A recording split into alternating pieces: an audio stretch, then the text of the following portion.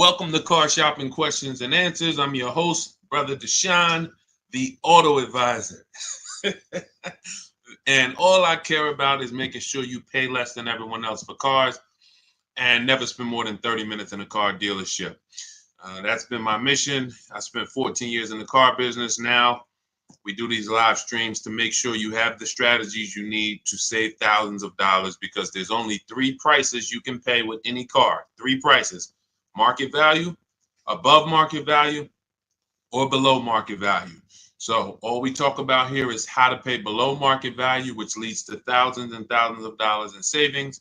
And you can start typing your questions in and we will get to them one by one. So we appreciate you actually tuning in with us. Everything what I'll be talking about on this stream is out of my new digital book. It is called Cars from Home. That's a mindset. 7 steps to saving time, money, and avoiding dealerships. You can get a copy of it anytime over the next 30 minutes for 75% off. It's normally a $97 book. It's worth every penny. You can see it's 5 stars. You can Google it. But as part of my welcome offer, I want to give it to you for 75% off. So if you get to my TikTok bio before 30 minutes or my Instagram bio, click that website there, or the YouTube comments or the Facebook comments, you'll click a link that you can activate that 75% off and get your book for $24 instead of $97. But it's only for 30 minutes, so make sure you get there before 30 minutes is up. Okay, so we're going to start out with Mary's question, which is what to say if I'm asked to make a down payment. First thing you have to realize is down payments are not mandatory, and in all but 2 cases, they're unnecessary. So down payments, let's say you're looking at a car, it's $25,000. You want to buy it. The bank will lend as long as you have good credit, fair credit, good credit, great credit, 20% above what the car's value is. So if you're buying a car for $25,000, the bank will lend another, let's call it $5,000. So they'll lend $30,000 against a $25,000 vehicle. Now, what does that $30,000 entail? Well, let's say you want to put no money down and you want to buy the car and put your taxes in the loan. The bank will approve that. Let's say you want to buy it and put your fees, which may be a documentation fee and DMV fees. Those are the only 3 legitimate fees: tax, DMV, documentation. So you put that in there. So now that takes you from 26, 25. With the taxes, you go up to 28. With the fees, you go up to 29. The bank will lend up to 30 or 20% above the vehicle's value, which is 25, which means you can do a no money down deal. It is not required. Let's say the vehicle's value is 25, but because you have no shopping strategy, you pay 28. The bank only is going to lend 30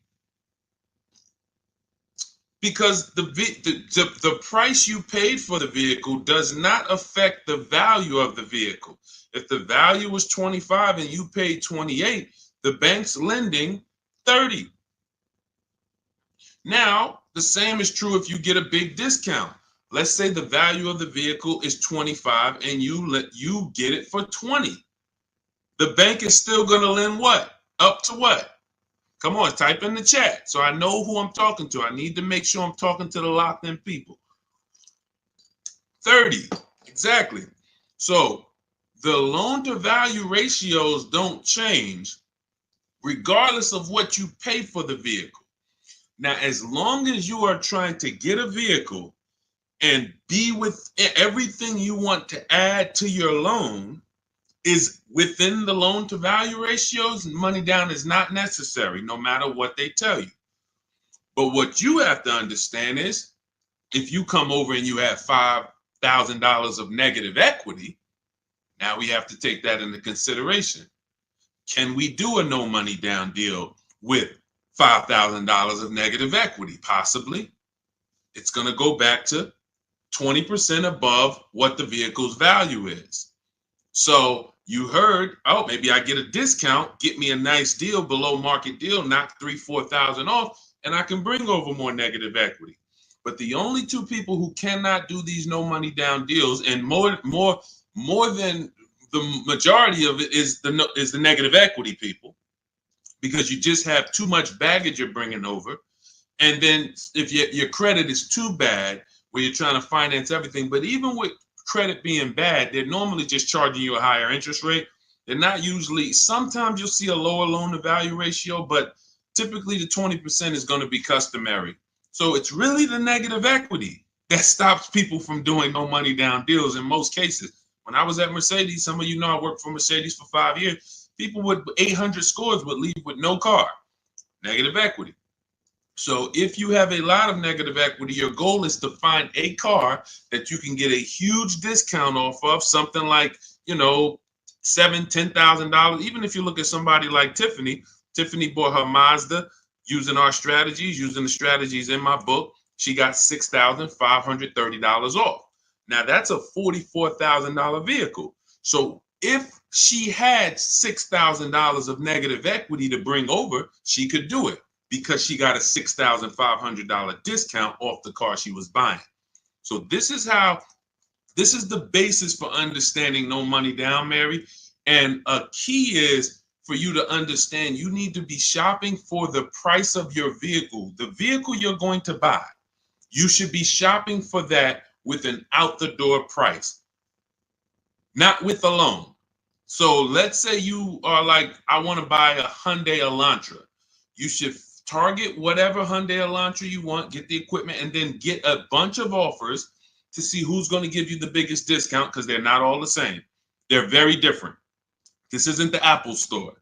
You could go to the Apple store in California, the iPhone's the same as the one in Florida. You go to a Hyundai dealership in Bay Ridge, Brooklyn, it's an entirely different price from, Inglewood, New Jersey. And total different price than, Metuchen, New Jersey. They're all different. And that's what you have to understand. When you're shopping for your vehicle, you're shopping for the dealer who's going to sell you the car at the best price.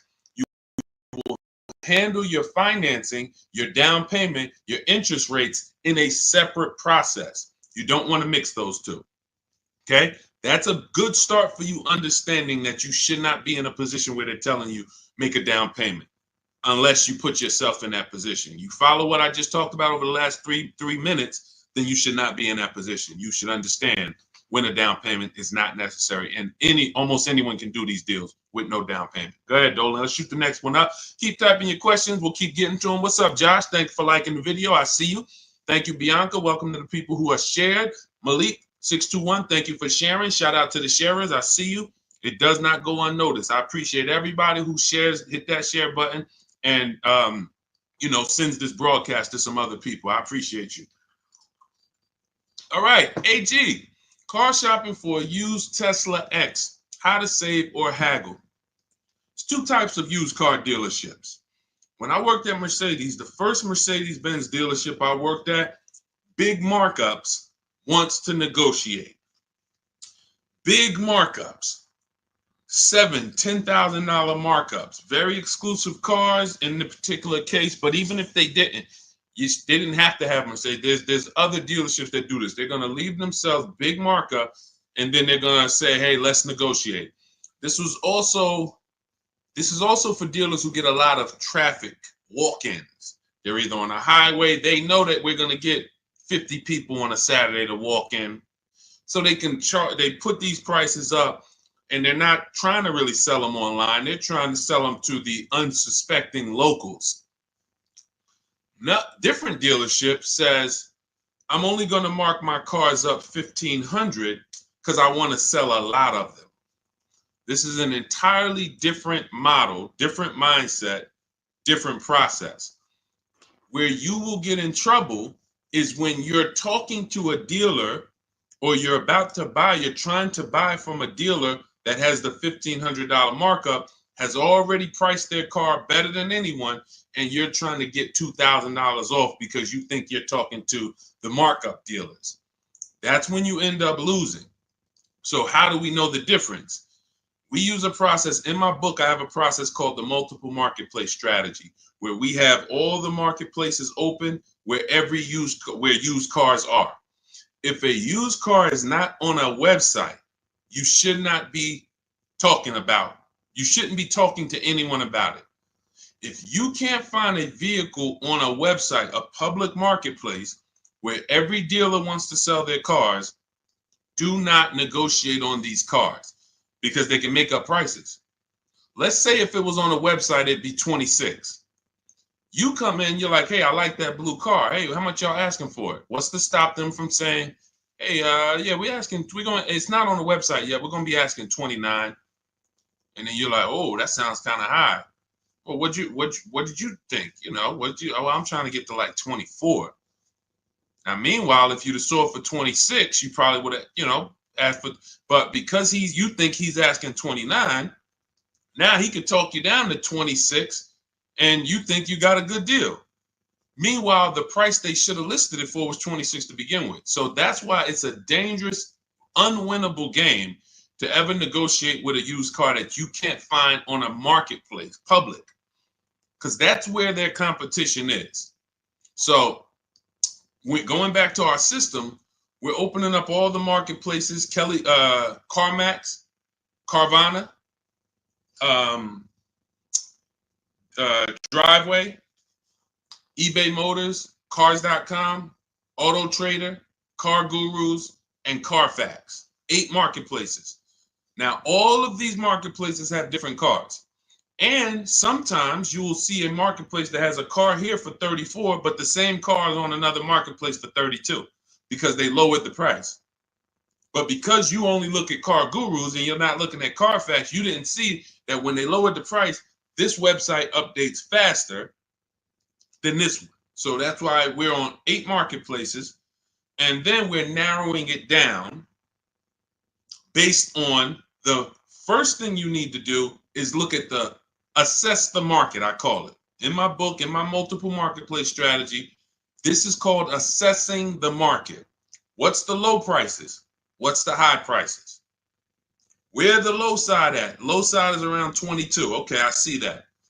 Now, the 22s are going to be garbage cars, accidents, frame damage, title messed up.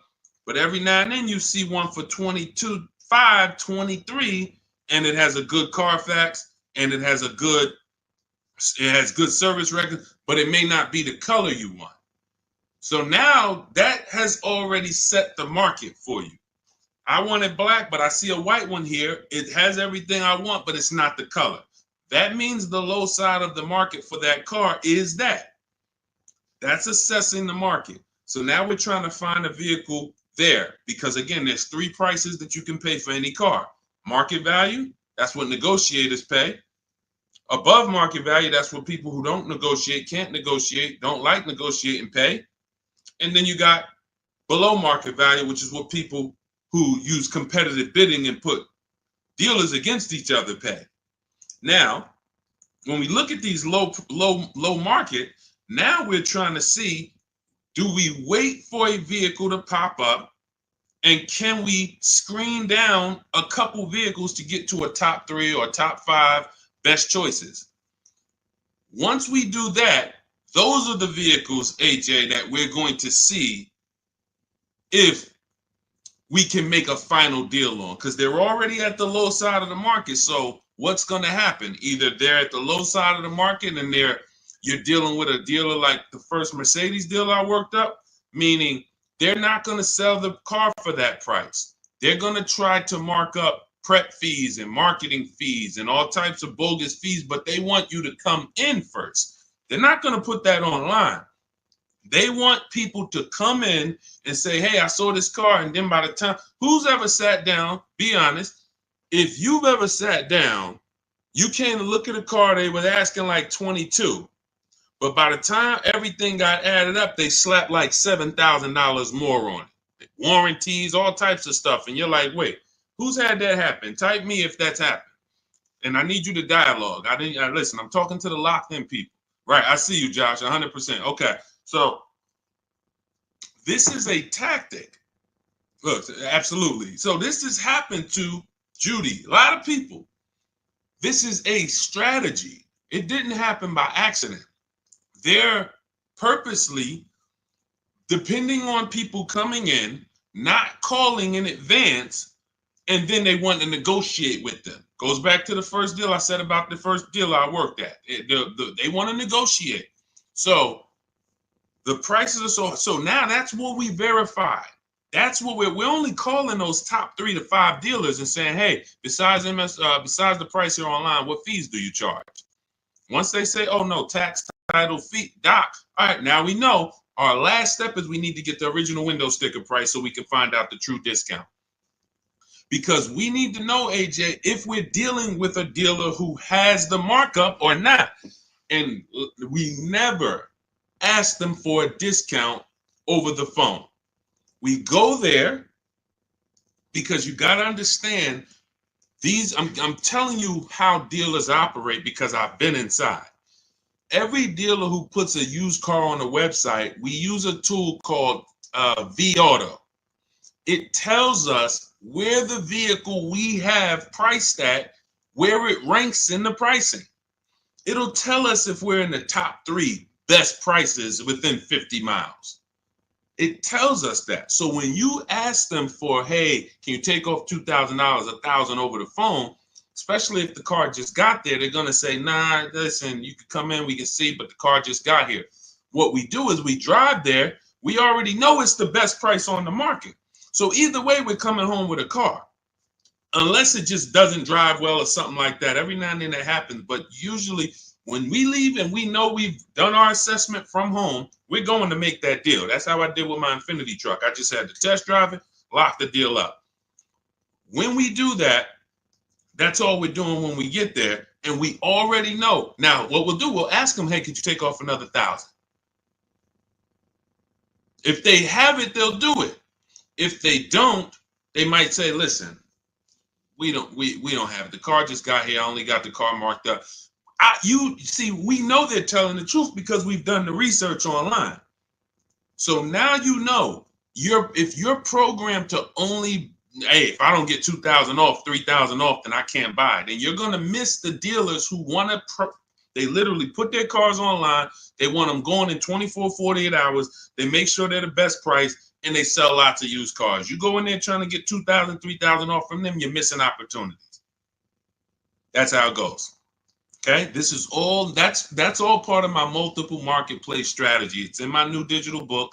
It's called Cars from Home, 7 Steps to Saving Time, Money, and Avoiding Dealerships. As part of my welcome offer, you can get your copy for 75% off, but it's only for 30 minutes. So you go to my TikTok bio or my Instagram bio, the YouTube comments, or the Facebook comments. You won't pay the normal $97 price, but it's only for 30 minutes. And then you'll have everything we'll be talking about on the stream step by step. Go ahead, Dolan. Next question.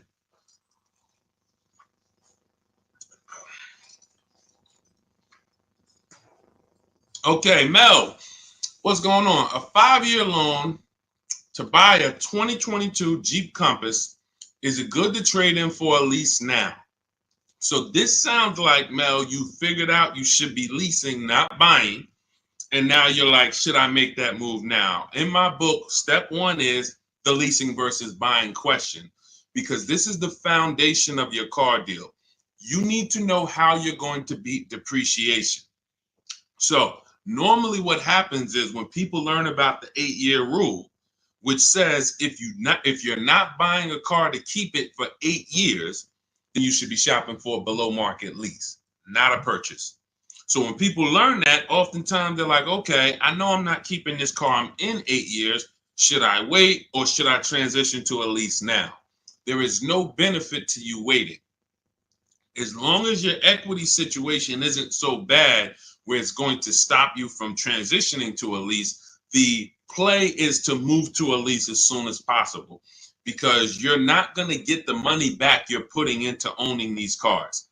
The only people that get the money back for owning these cars are long-term owners. 8 years, 10 years. We got people on here who have cars. I'm sure some of you have had cars for 8, 10, 12 years, maybe even more. We usually get somebody on here that has a car for more than 15 years. This is the people who get all the money out the cars. So if you're keeping a car in a short term, you're not getting the money out of them. You're putting the money in, But then when you go to replace it and you see how much you're getting back for it, you're like, wait, all this money I put in, this is all I'm getting back. That's why you don't want to put the money in. And that's what happens with below market leases. You look at somebody like Zafrina. Zafrina's driving a $65,000 vehicle, Jeep Grand Cherokee. I got it here on the screen. She's paying $579 a month, no money down. So $65,000 vehicle, that would normally be $1,200-1,300. She's paying $579 a month, no money down. She's never putting the money in. Raphael, she has a Jeep. This is her second car using our process. This is my second car. Look, she said it worked. Follow a 2024 Jeep Grand Cherokee 4x4. MSRP is $46,000. Well, it's $45,900, but let's say 46. Payments $549. That's a 1.19% lease. That's normally at $45,000 before we even throw the taxes in. That's normally a $900 payment on a 5-year loan. You can type that into any auto loan calculator and see. So you're going from $900 to $549. $900 is what people are paying to buy, unless they put more money down. And then, see, people never factor in their money down. So that's why I always, when I'm talking to you, I'm going to let you know how much it costs with no money down. Because if it's $900 a month with no money down, but you decide you want to put $15,000 down, you can't tell people, well, my car payment's only $700 a month. What about the $15,000? Let's divide that, and then you'll see, no, it was actually $900 a month that you put into this vehicle. So that's why I compare, in every case, no money down, so we can really see how much these vehicles are costing us. So when you're paying $900 a month, you need to try to get that money back. And after a while, you'll see if you pay the car off and you keep it a long time, it makes sense. If you keep a car, somebody just said I had an 03 Camry from day one. Look, 307,000 miles. Now, time heals all wounds. He could have paid $10,000 too much for that Camry. Just overpaid. He didn't know what he was doing. It was supposed to be 20. They charged him 30. But if he kept the vehicle 20 years, do you see how that doesn't quite matter? What would matter is the short term. The short term. So the key is understanding, if I'm not keeping my vehicle long term, 8+ years, I shouldn't be buying, because I'm not going to beat the depreciation.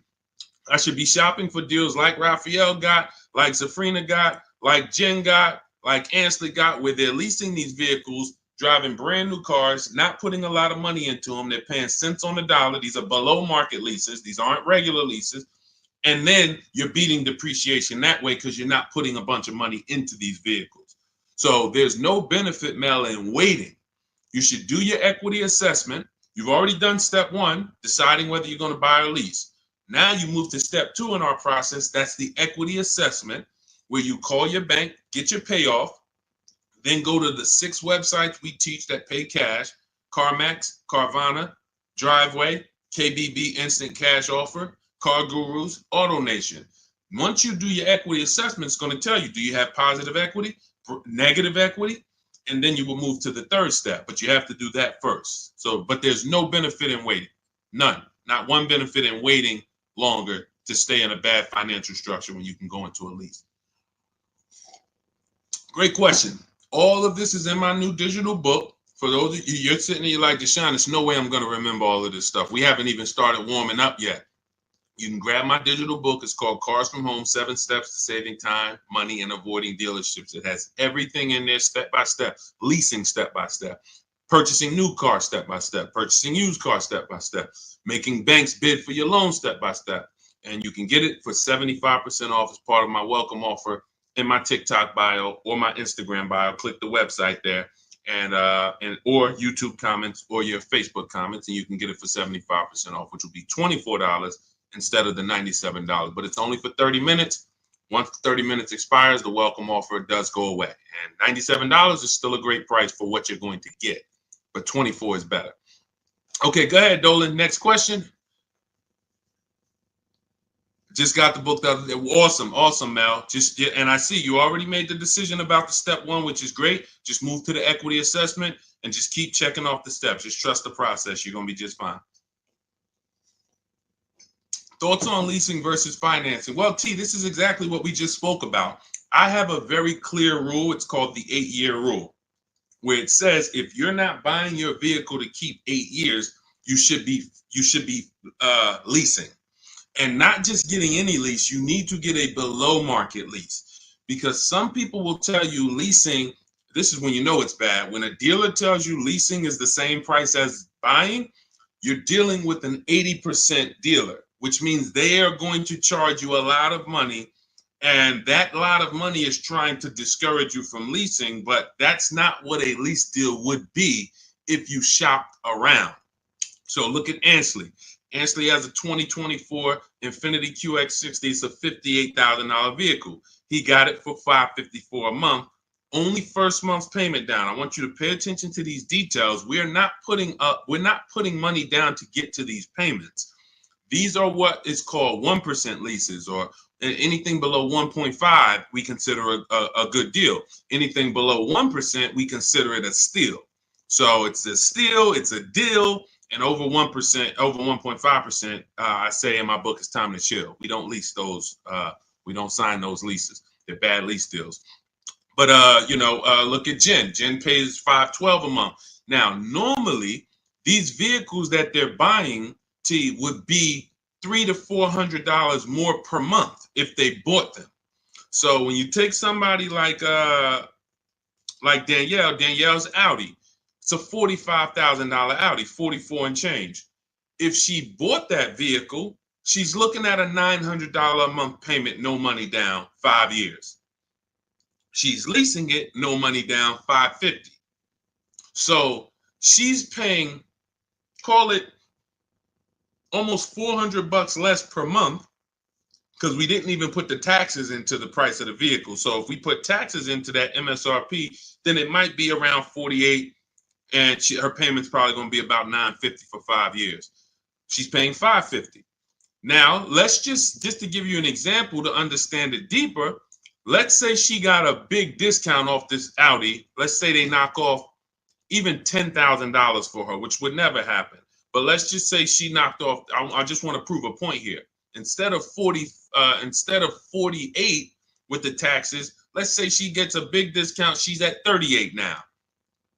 How much is the payment on $38,000? Some of you know every $5,000, and that's going to be a little, roundabout math for you to do. Every $5,000 is about how much per month? Let's talk to the people who know this. Every $5,000 on a car loan that you look at every $5,000 is about how much per month? Not 1,000, Mel. I think you typed an extra zero by accident. Yes. $100. Yes, $100. Yes, I see a lot of people. Look, thank you, Cleef. Yes, I listen, man. I love the locked in people. Shout out to the people who locked in, following, and learning from what we're talking about here, not just letting it go in one ear and out the other. So when you look at a $10,000 car, you should automatically think that's $200 a month. $20,000 car, $400 a month. $80,000 car, you should be thinking, okay, that's $1,300 a month. So when you have these parameters, you don't get in trouble and you don't let people slap you in long loans. And how my payment so low? That's because you're in a 9-year loan. So when you have these parameters, you can't be tricked.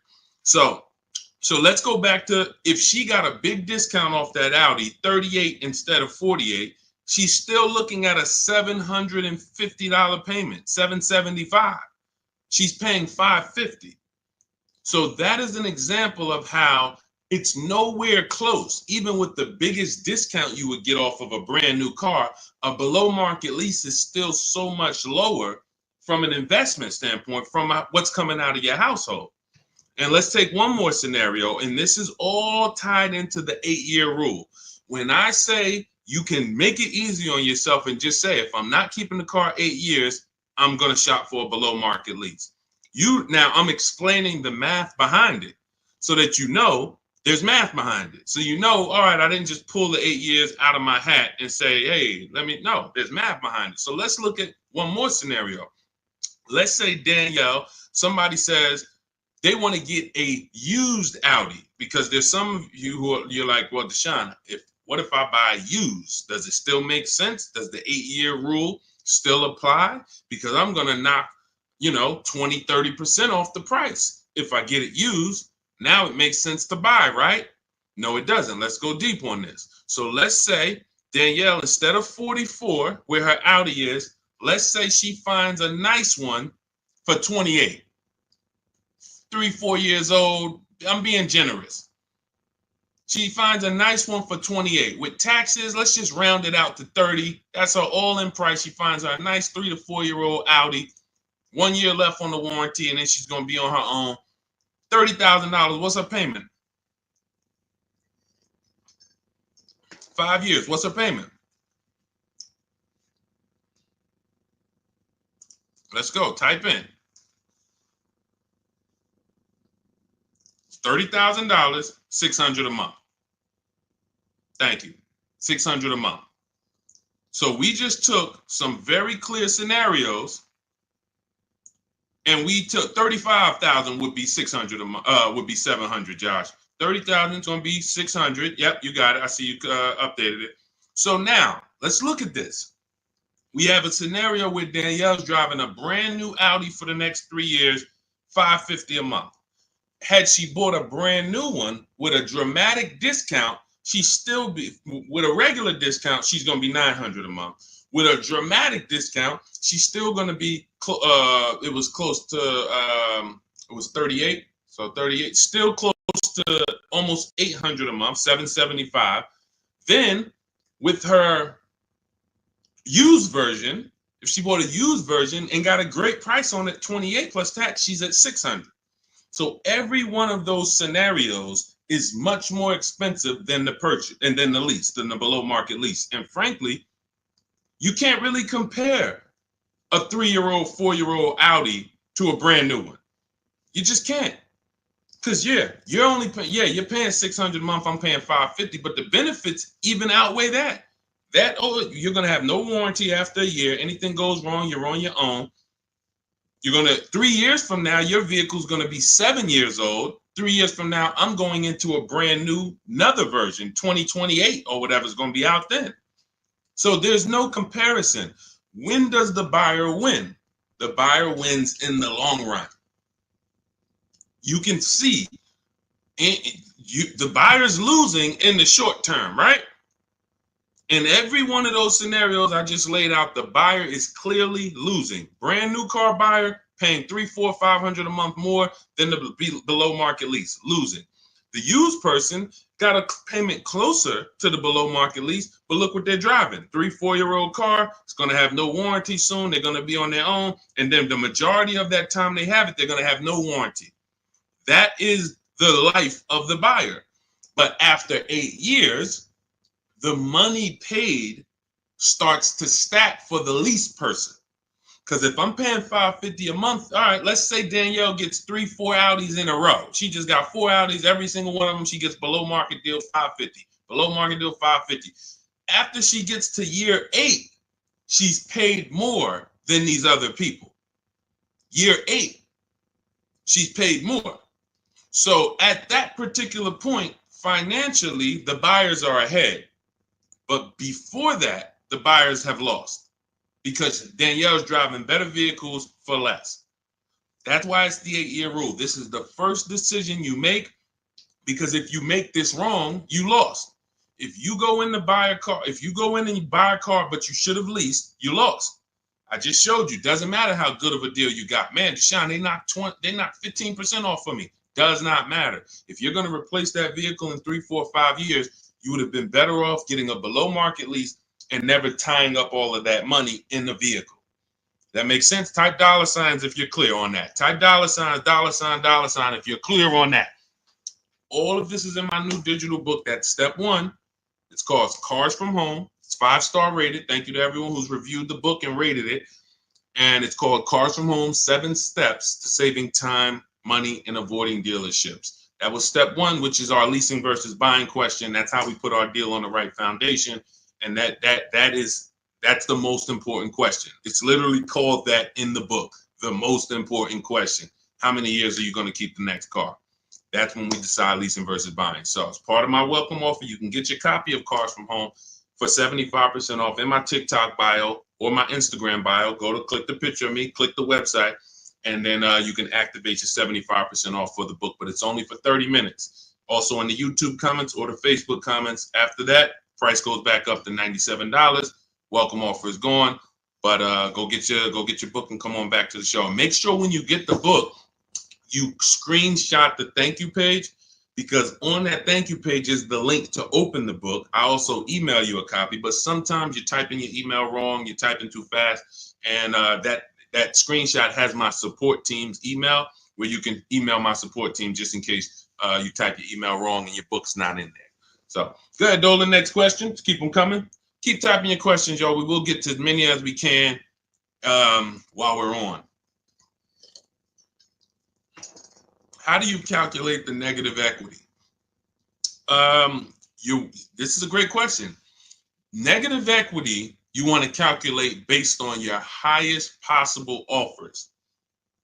When you calculate your negative equity based on anything but your highest offers for your vehicle, then you are now putting yourself in a position where you have more negative equity than you would have. So let's say you go into a car dealership, which we never do, and talk numbers. We go into a car dealership, test drive, pick up our car, but you're there, you're talking numbers. Now they look at you and they tell you your car is only worth 16. You have $6,000 of negative equity. That means you owe 22. So your car's worth 16, you owe 22. They're telling you you have $6,000 of negative equity.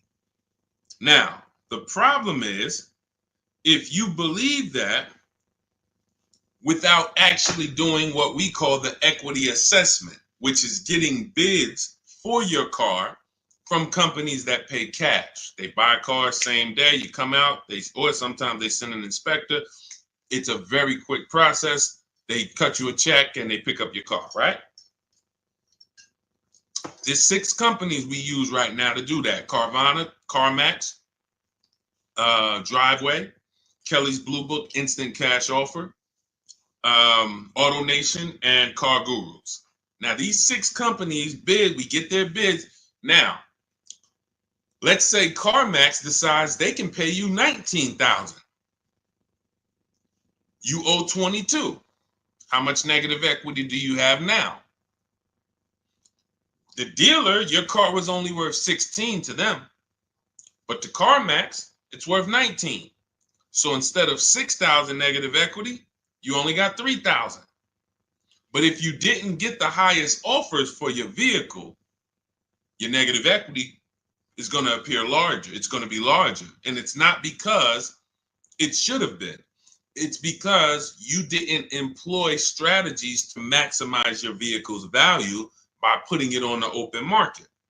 You wanted to do a quick deal and you took less money than you could have gotten trading in a car.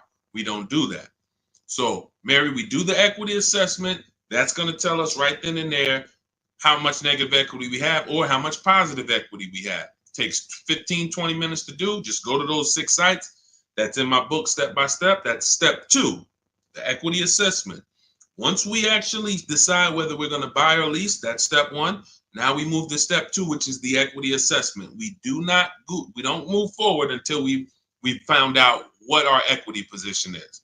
Okay, does that make sense? All right, go ahead, Dolan. Next question.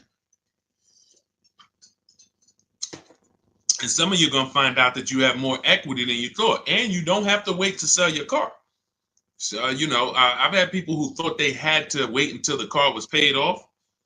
If you ever, you might have thought, Sean, I thought I had to have my title to sell a car. No, you don't. You can sell a car you still have a loan on. Absolutely. And the reason I know this, people think this way, because when I was at the dealership, people would walk into the dealership.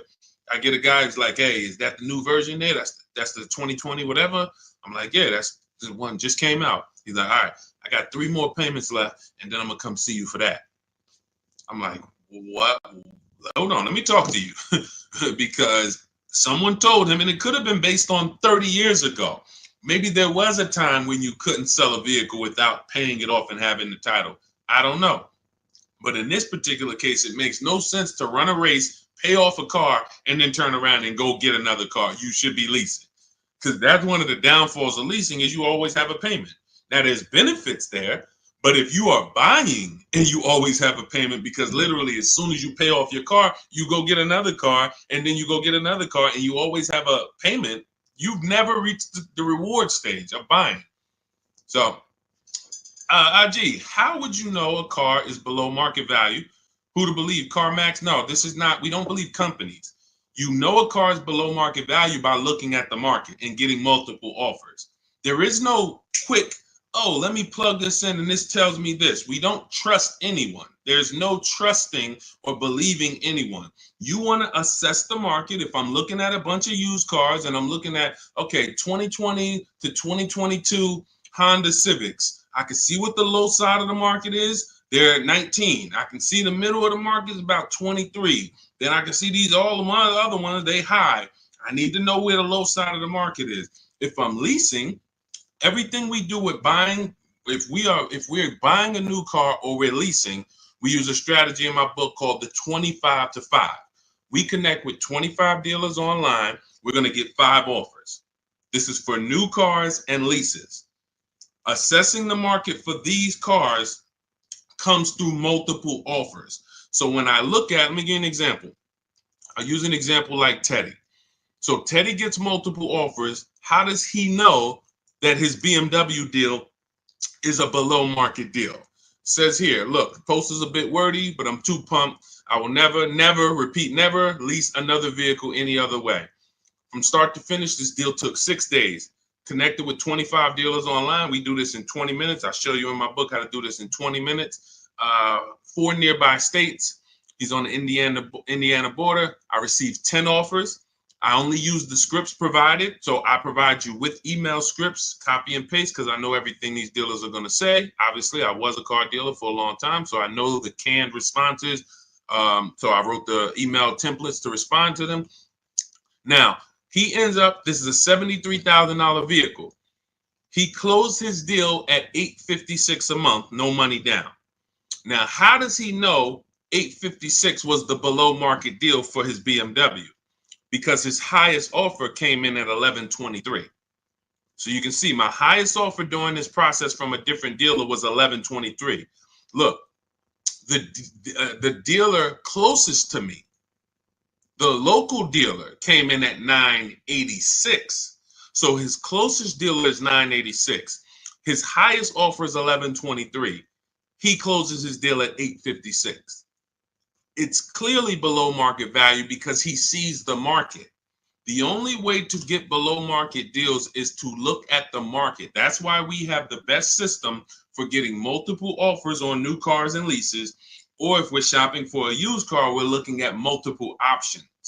That's the only way. That's why I said there's 3 prices you can pay for any car. If you're going to buy a car, lease a car, if you're going to buy a new car, buy a used car, or lease a car, there's 3 prices you can pay. Market value, that's what negotiators get.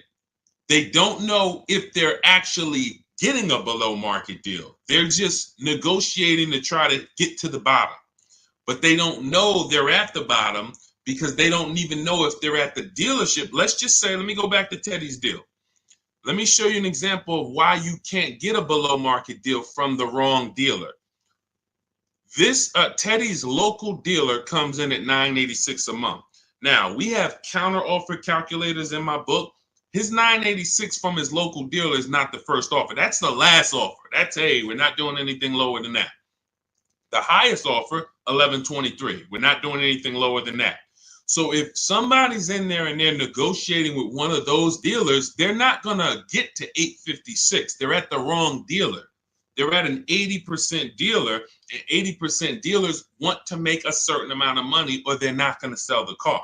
If they can't make $5,000, they're not going to sell a car. $7,000, whatever it is, I'm not going below this. Meanwhile, the dealer who beat everyone's offer at $856, maybe they only made $2,000. Maybe they only made $3,000. Who knows? But the point is, they said, I don't need to make all that. I'm going to beat my competition and sell this person a car. That's a 20% dealer. That's why I say negotiators pay market value. People who don't, if you don't negotiate and you're like, man, Deshone, I just go and I close my eyes and just wake me up when it's over and I could drive out of here. You're going to pay above market value. So you're gonna, because you just don't have any, you don't have any fight in you, you have no strategy. But below market is reserved for the people who are putting dealers against each other, because it's the only way to know you got a below market deal is when you can look at enough options and know that you paid less. It's like this with anything. It's not just cars, TVs the same way. If you were buying a 100-inch TV, how would you make sure you're getting a good deal? You're going to look at probably 30, 40 TVs in every website. Then you're going to be, oh, this one's on sale, $699. All the rest of them is $900 and $1,000. Clearly, that's the below market deal. Same principles. Same principles. Go ahead, Dolan. Next question. You know, coincidence. All I do is teach you to shop for cars like you shop for everything else. Everything else in life, you shop this way except cars. Cars, you shop a way you wouldn't shop for anything else the way you shop for cars.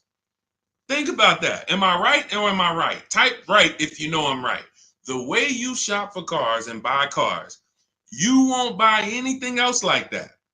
You don't buy houses like that. You don't buy jewelry like that. You don't buy maybe jewelry. That's a little, you know, because it's sometimes tough to put people against it. But you don't buy TVs like that. You don't buy furniture like that. Just walk in and all right, go back and forth. No, you're comparison shopping. You're using the internet as your friend to get the information and start to have multiple options. That's all we do when it comes to cars. That's why we win easily. It's no struggle when you're using the internet to put people against each other. The struggle is going in and battling and begging someone to take money off when you're already about to spend 30, 40 grand with them. Imagine that. You're about to make a $40,000 transaction and you're just begging, come on, can you take off another 500? Just $40,000. All right. Best SUV to buy. This is all subjective.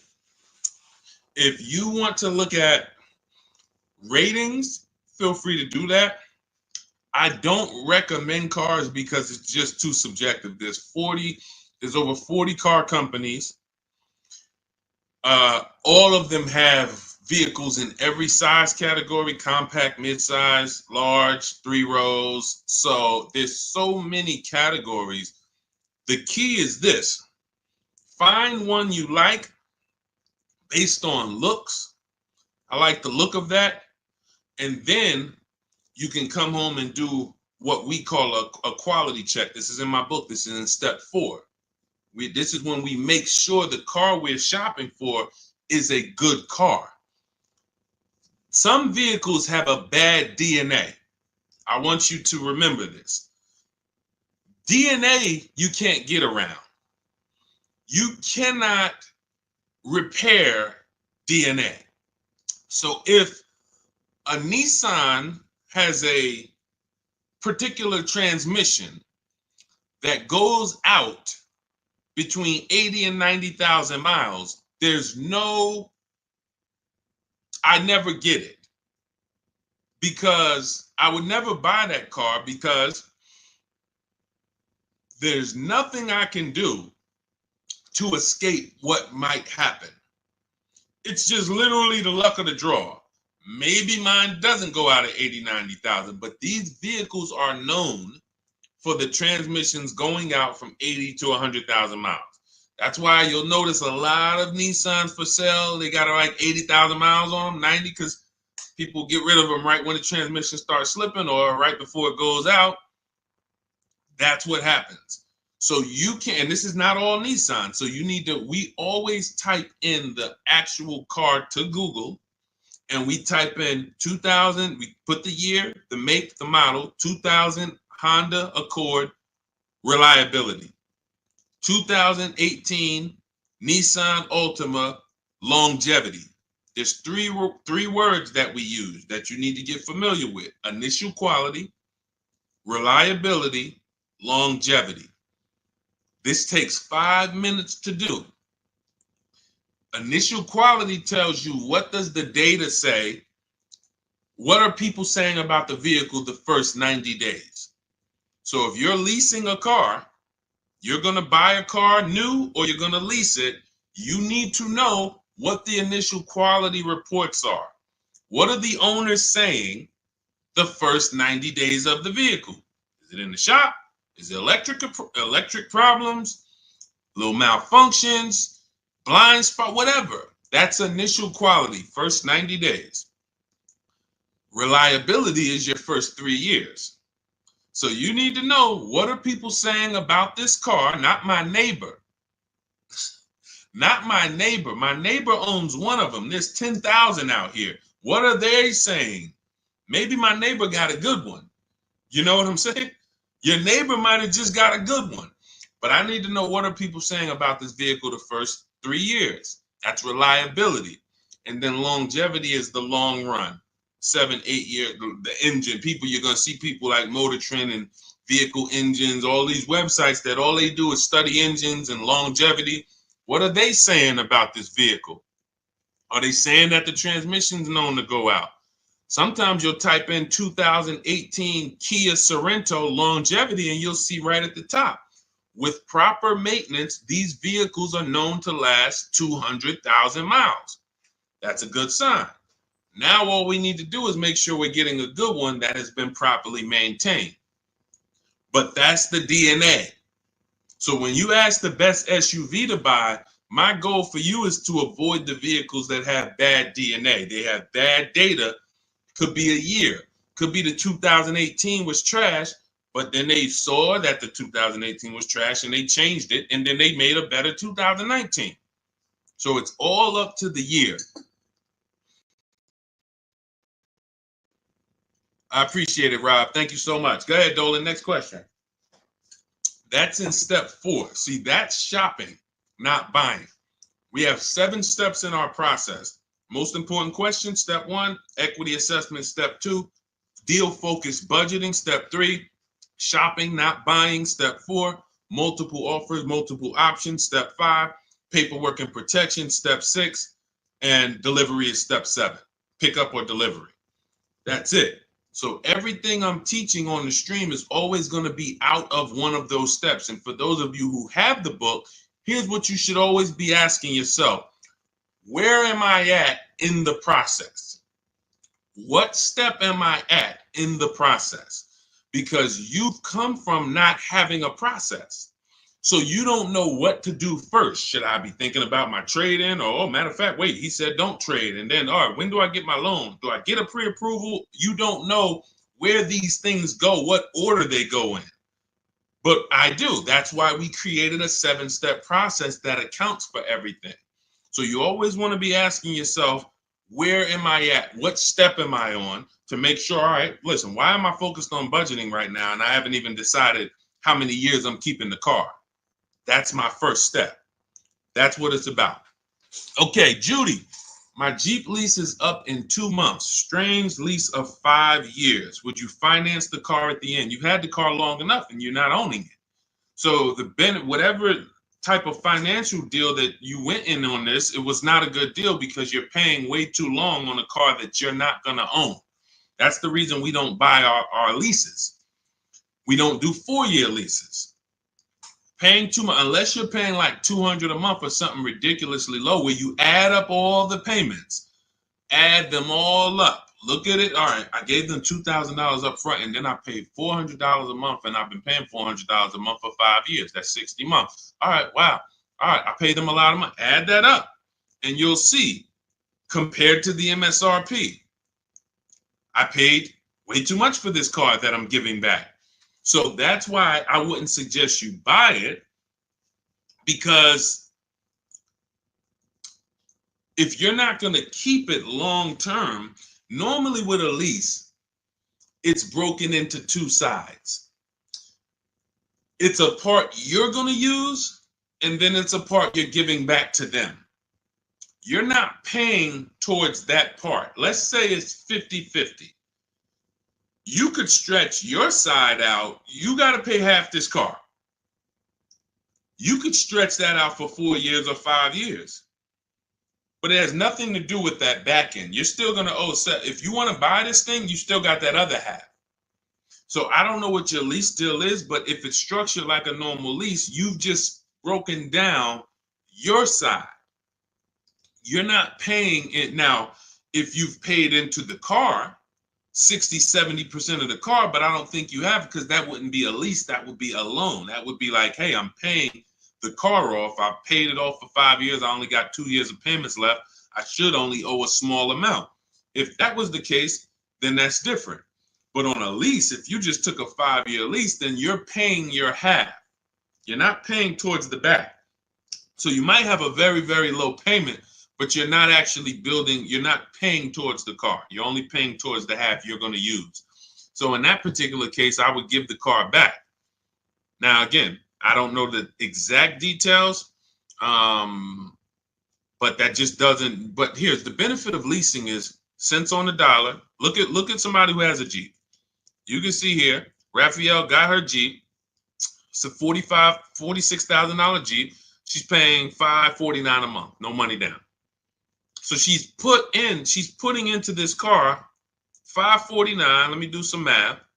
This is why when we get away from these structures, it doesn't make sense anymore. $549 times 36, that's $19,700.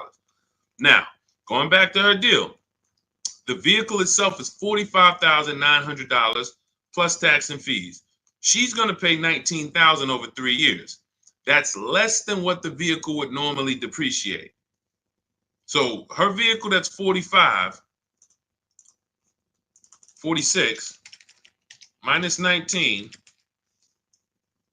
about 27 is what's left, not to mention her tax.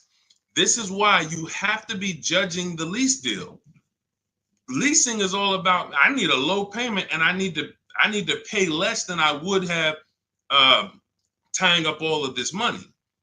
So once we get into these long leases, we've defeated the purpose. We've defeated the purpose of leasing. So I wouldn't finance the car at the end, Judy, unless you look at your deal and you can see that you only owe like another 10 grand or something, or 12 grand.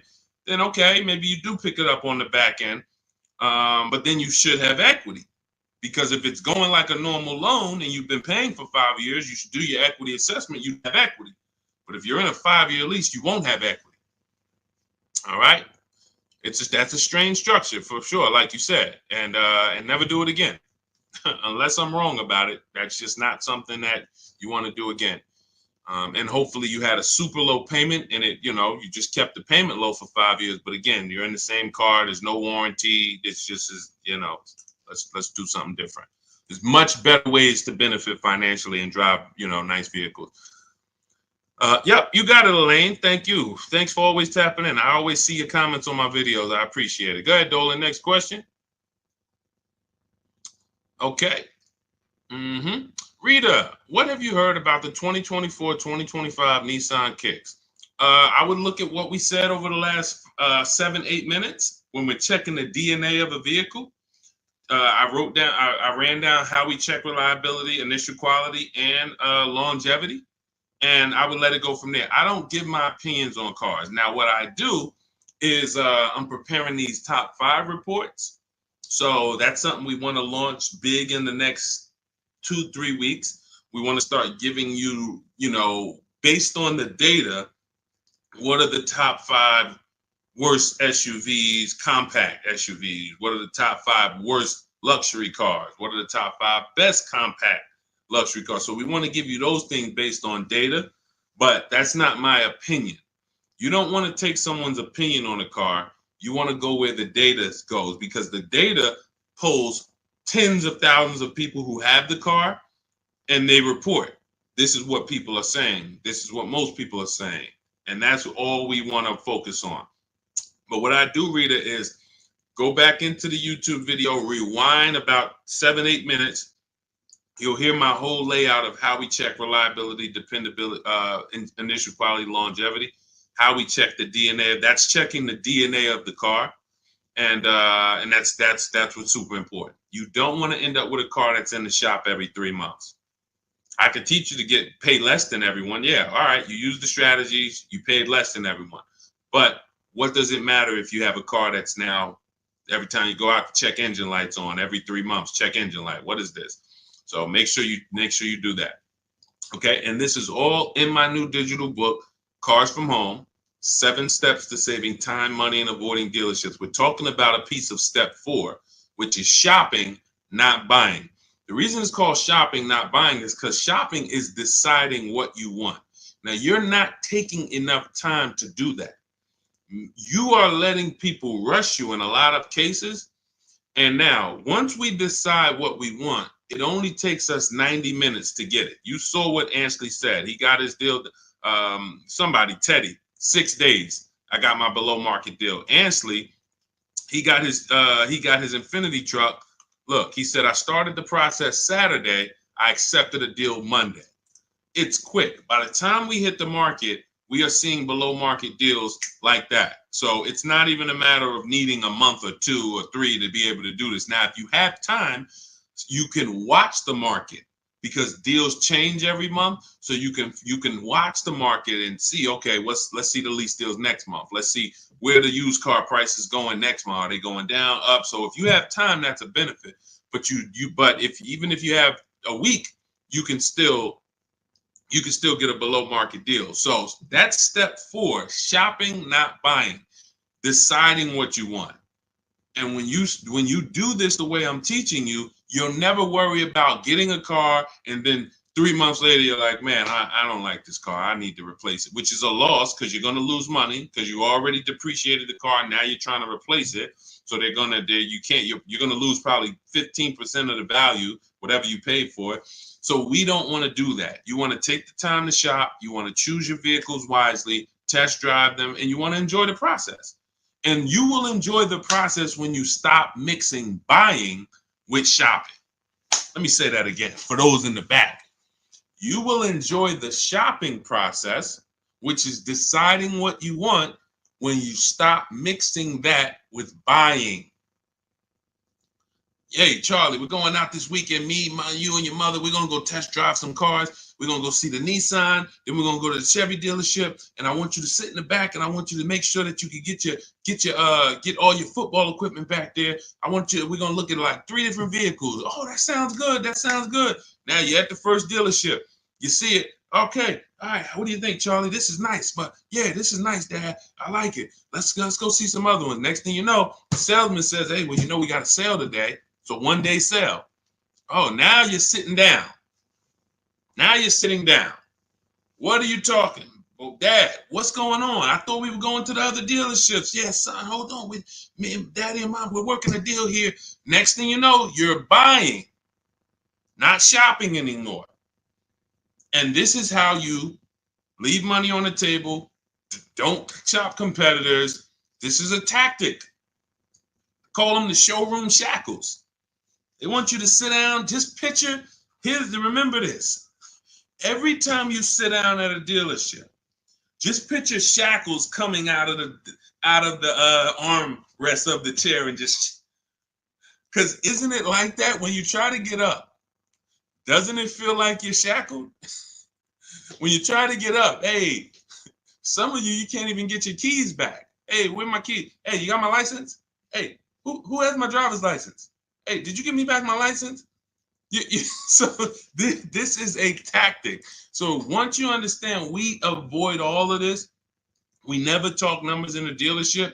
When we're there to shop, which is decide what we want, test drive, go home.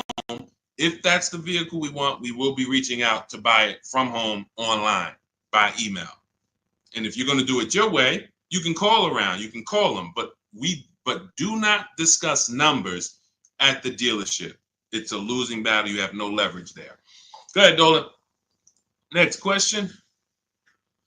All right. If you're getting value out of the stream, can you type a $, $, $? Just send $, $. Let me know you're getting value out of what we're doing. Every time I see the $, I appreciate it. It lets me know we're connected and you're getting what we're talking about. Thank you, Sherwin. Thank you, Raphael. Thank you, Rob. Appreciate you. All right. Listen, let's go. Next question, Dolan. Yeah. Thank you, Jeremy. I appreciate it. I see you. Thanks, Tracy. Which value guide do most lenders use to determine value? Probably NADA.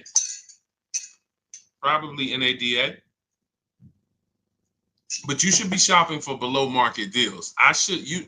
You could, if most people are paying 25 and the bank's using 25 as the value of the car, I don't want to pay 25. Why do I want to pay what everyone else is paying? So using the strategies we're discussing, multiple offers, low market, everything we're doing, you're in a scenario where when you pull up to someone with the same car, you've paid 2, 3, 4,000 less than them if they got market value. If they paid above market value, you might have paid 6,000 less than them. And this happens. Unfortunately, it happens sometime at one dealership. I remember I was at a Mercedes dealership and a customer comes in, he's going nuts. He's like, hey, I got an E-Class. Me and my neighbor, we go out to dinner the other night. We got the same car. I'm paying $200 more than him a month. He was pissed off. Now, how does that happen? One person paid above market value. Maybe the other person paid below market value or market value, but it's a $200 spread. Same vehicle. So when you're using what we're talking about, what you're learning in my book, what I talk about on these streams, you are not anywhere near what lenders should be looking at you and saying, man, that's be good. I don't know how you got the vehicle for that price, but that's a good loan to value ratio. In case the vehicle gets totaled, we know that we're in a good position. We know, rather than, hey, this guy has a vehicle, it's worth 27, but he bought it for 28. He's cutting this thing close. He needs gapping. So, all we care about is below market. We're not interested in none of these high prices, and how bad they are for other people, unfortunately. Go ahead, Dolan.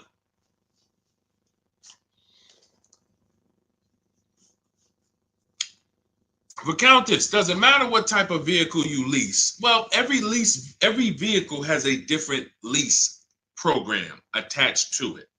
So every trim level has a different lease program attached to it. So a Mazda 3 Sport has a different lease program than a Mazda 3 Touring in many cases. Has a different lease program than a Mazda 3 Grand Touring. So every vehicle is different. Here's how I look at leasing, and here's how I want you to look at it if you want to talk value and money saving. You're looking for the car that you could drive the highest MSRP car for the lowest price. So my first lease was a Pontiac G6 $256 a month. It was like a $20,000 car in 2006. I paid a little more for it because I didn't have the credit. I had never financed the car. So I had to pay, I think I got tier 3 through my dealership. It was like maybe $40, maybe $30-something more per month that I had to pay. But my next lease was when I was at Mercedes, I leased an Infiniti that was next door. It was like a $32,000 car, $325 a month. It was an Infiniti G25. And then maybe a $35,000 car, G25. Then I leased a Q50, which was a $45,000 car, $345. Then I leased another Q50 because this was my wife's car, $365. And then I leased myself a Jeep Grand Cherokee 2018, $330, $35,000 truck, $330 a month. These are all under 1%. You take the monthly payment, divide it into the total MSRP. If it's under 1%, this is a steal. Incredible value. You're driving very expensive vehicles for very, very low payment. So, and then the last Infiniti that I got that I leased was we had 3 Q50s that my wife drove. And the last one was $365. So it kept going up by $20. Every time it would go up by $20. We had 3 Q50s. These were $44,000 vehicles. So that's how I approach leasing. Now, I might look at another vehicle, the same $45,000, but the lease program is not as aggressive. Once I shop my offers, maybe I'm at $500 because it's a different lease program.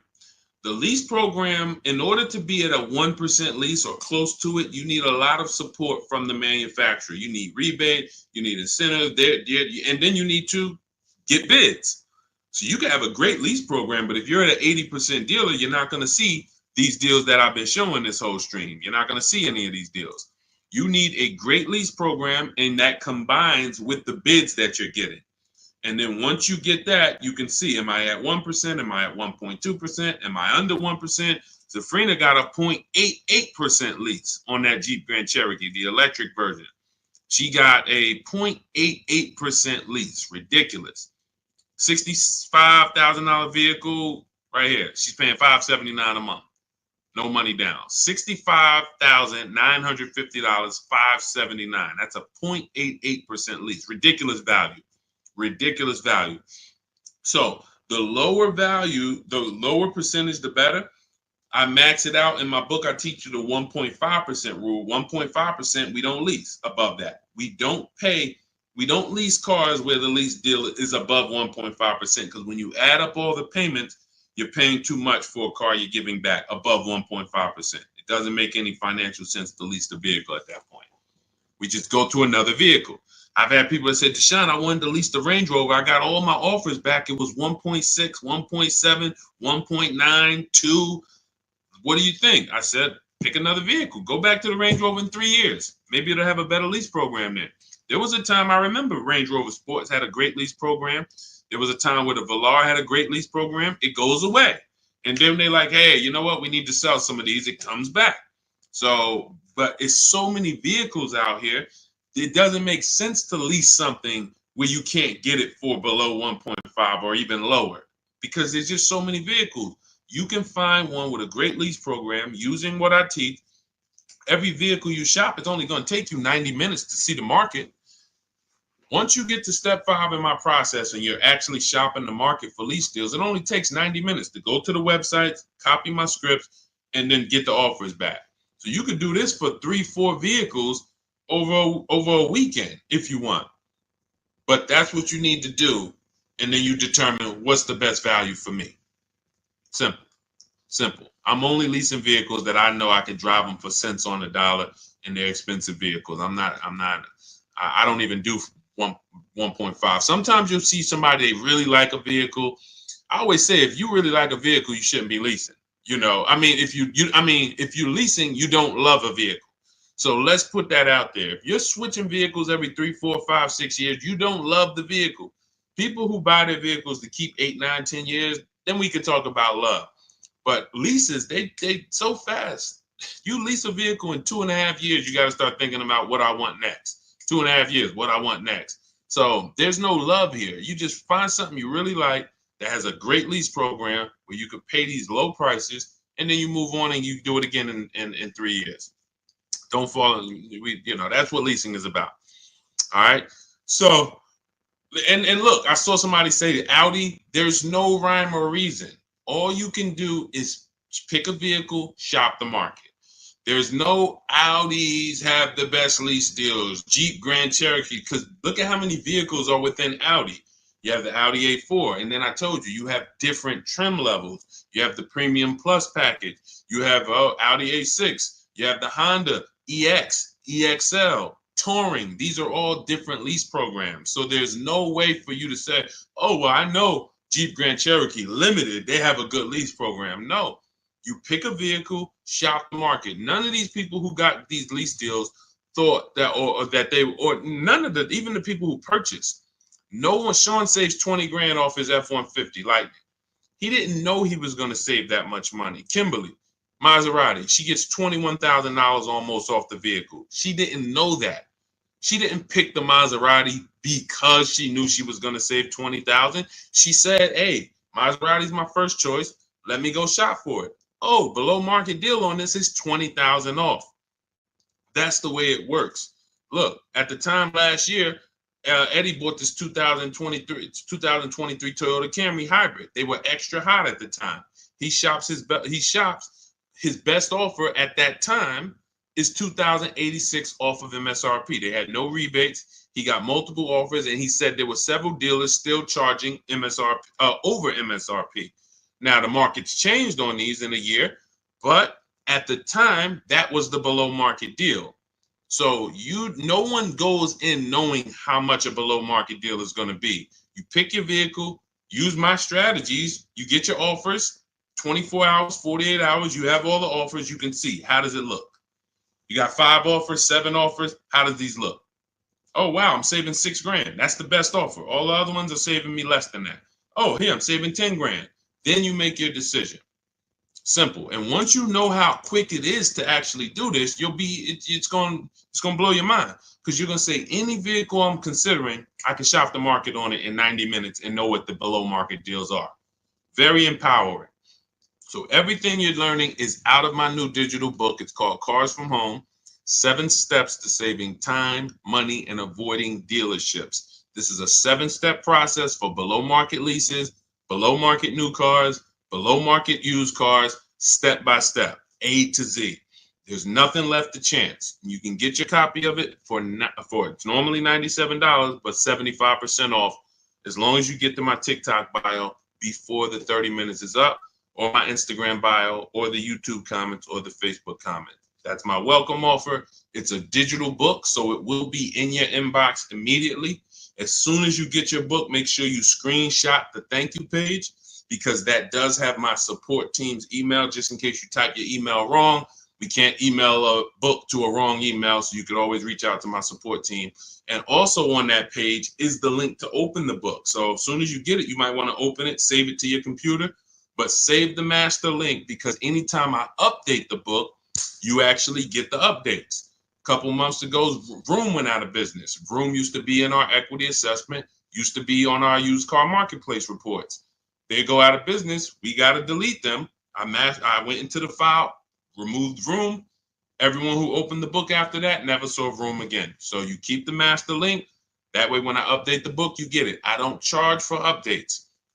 I want you to win. That's why I'm giving you the welcome offer, where you could even get it for $24 instead of $97. But even if you miss the 30 minutes, you should go and get your copy for $97, because what you're going to benefit from is going to be 10 times worth what you paid for it.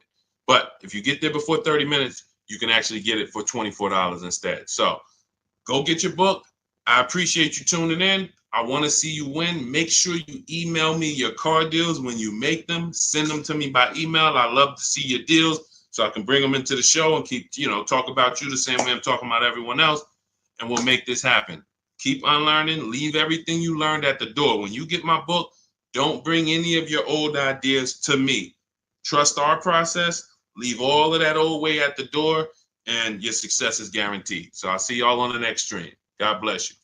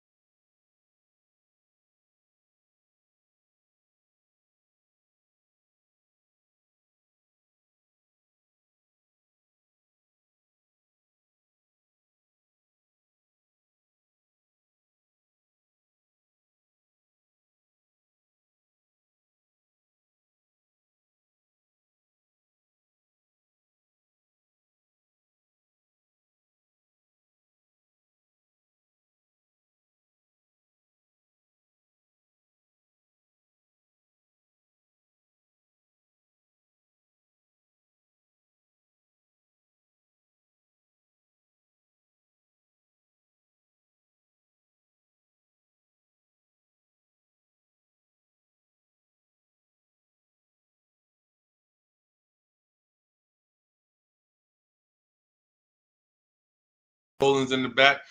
Welcome to Car Shopping Questions and Answers. I'm your host, Deshone, the Auto Advisor. This is all we do here, is make sure that you have the answers you need to shop the way you should be shopping in this car market, and in any car market. You should be putting dealers against each other. So all I do is make sure that you know what you need to do. We don't hold back. There's no fluff here. We get down and dirty. And but I do want you to lock in. If you have a notepad, you're going to want to take notes. You're going to want to watch this recording, because we're going to be going over some stuff you've never heard before. Pretty much everything we talk about here is stuff you've never heard, you've never done, and that's okay. That's why we represent unlearn, relearn. All right, we got to unlearn the old way Everything on the show is sponsored by my new digital book, Cars from Home. Thank God it's 5-star rated. Thanks to everyone who's reviewed it. You can get your copy for 75% off in my TikTok bio, in my Instagram bio, in the YouTube comments, or in the Facebook comments over the next 30 minutes. You got 30 minutes to get 75% off, and that book will be in your inbox in 5 minutes. You'll have everything we're going to talk about on the stream and more. All right, so let's get started with the first question. What's a good mileage on a decent first car? Well, you want to look at mileage per year. So if you're looking at a car that's 5 years old, you want to consider average miles driven is 10 to 12,000 miles. That's average miles for a driver. So if you look at a 5-year-old car, 60,000 miles is just fine. You're looking at an 8-year-old car, 8 times 10, 80,000 miles, 96,000 miles. That's perfectly fine average miles for that car. Now, some people like to get below average miles. That's fine too. You know, anything above that. But here's what's more important than the mileage on the car. Service records, absolutely paramount. In fact, let's go to what really makes the car good or not, the DNA of the car. The DNA of the car is things that can't be fixed even when the first owner took care of the car. You might have a car, we always do what's called an initial quality check, a longevity check, and a reliability check on each car. I'm going to show you how to do that very easily. It takes 5 minutes. All of the stuff that I'm talking to you about takes minutes, not hours to do using a computer. So when you said the DNA of a car, that's something that can't be controlled because they made it that way. So if you look at a car and it has bad electric issues, that's in the DNA of the car. Doesn't matter if it was taken care of, doesn't matter if they serviced it. It's built in. Some cars, when you do your longevity check, let's say you're looking at a 2018 Nissan Sentra. You type into Google 2018 Nissan Sentra longevity. You're going to see, hey, some of these vehicles have electrical transmission problems at 80,000 miles, 90,000 miles. It's in the DNA of the car. Doesn't matter if you got a good one. Doesn't matter if you got a bad one. Chances are you're going to deal with these issues. So what we do, any car you are looking at, a used car, I want you to type in the year, the exact year of that car, and then type in reliability. That's going to tell you what they said about the car the first 3 years. You skim the articles. You don't need to read. All you're literally doing is skimming that first page. If you see this car has less than normal reliability, less than average reliability, you want to look for red flags. Then, once it passes the reliability check, then you type in 2018 Nissan Sentra longevity. Skim the articles. You'll see things about the engine. You'll see, okay, these engines last 200,000 miles. You'll see any red flags. You look at that first page, skim it. That's going to tell you everything you need to know to see is the data showing on these cars that it's bad. Don't listen to your neighbor. Your neighbor has one car. Hey, I love this car, but there's 10,000 other people with that same exact car, and maybe 20% of them are having an issue. So go where the data is, type in that search. It's very easy to do. That's in step 4 of my book, which is called Shopping, Not Buying. All of that is we do a 7-step process, and we do not buy any car or lease any car without checking the DNA of the car, which is the data. That's more important than the mileage on a used car. Great question. Let's go. Keep typing your questions. We'll get the next one. All right, we'll get the next question. All right, let's go. Is it better to say I have a trade-in or not? Great question. We don't use the word trade-in. That's actually a curse word here, because I'm going to tell you this. If you had this phone, will you get more money? I want everybody to lock in. Stay close to your keyboards. We're going to go through as many questions as possible. If I had this phone and I wanted to sell it online, would I get more money selling it online, or would I get more money trading it in for another phone? Type into the comments. Would I get more money for this phone selling it on the open market or trading it? Sell or trade? Thank you. Sell, sell, sell. Okay, shout out to the people that are locked in. So that's a good indicator of why trading does not get you the most money. Trading is a convenience thing. Now, we used to have to sell our cars privately if we wanted to get more money. Used to have to list them on Facebook Marketplace, have a bunch of people come by your house. They're driving it. Hey, you mind if I look under the hood? Strange people. We don't have to do that anymore. Why? Because there's big companies that cut cash checks for our cars, and it's easy to find them. I'm going to give you the 6. CarMax, Driveway, Carvana, Kelly's Blue Book Instant Cash Offer links you to a local dealership to get a cash offer. Auto Nation links you to a local dealership to get a cash offer. Car Gurus link you to a local dealership for a cash offer. This takes 20 minutes. This is step 2 in my book. I call it the equity assessment. You have to maximize the value of your current car. You're also going to learn that we don't mix transactions here. What does that mean? Whenever you do a trade-in, you're doing 2 transactions with one dealer. What does that mean? Every time you buy a car from a dealer, that's 1 transaction you did with that dealer. If you trade your car or sell your car to them, because that's what you're doing a 2nd transaction with that dealer. If you get your loan from them, you're doing a 3rd transaction with that dealer. And every time you do that, you're doing exactly what they want, because you're not giving you're not bidding out your loan on the open market to give multiple banks and lenders a chance to compete, and you're not listing your car on the open market, giving all of those 6 buyers that I just named a chance to compete. That's how you get the most money. You cannot get a great deal without maximizing each part of the transaction. You can't think that the same dealer that you bought your car from is going to pay you more money for your old car than anyone else would have paid you. That's why we do not trade. There's only one circumstance where you must trade. That's if you have a lot of negative equity and you can't pay the difference. So if these companies, Carvana, Kelly's Blue Book Instant Cash Offer, CarMax, all the companies I named, they're going to pay you more than any dealer. Now, if you have negative equity after you get those offers, then you'll see, all right, the best thing for you to do is to pay the difference. Because if CarMax's offer is 19 and no one else is going to touch that, that's going to be the smallest amount of negative equity that you can have, because you got the highest amount for the car.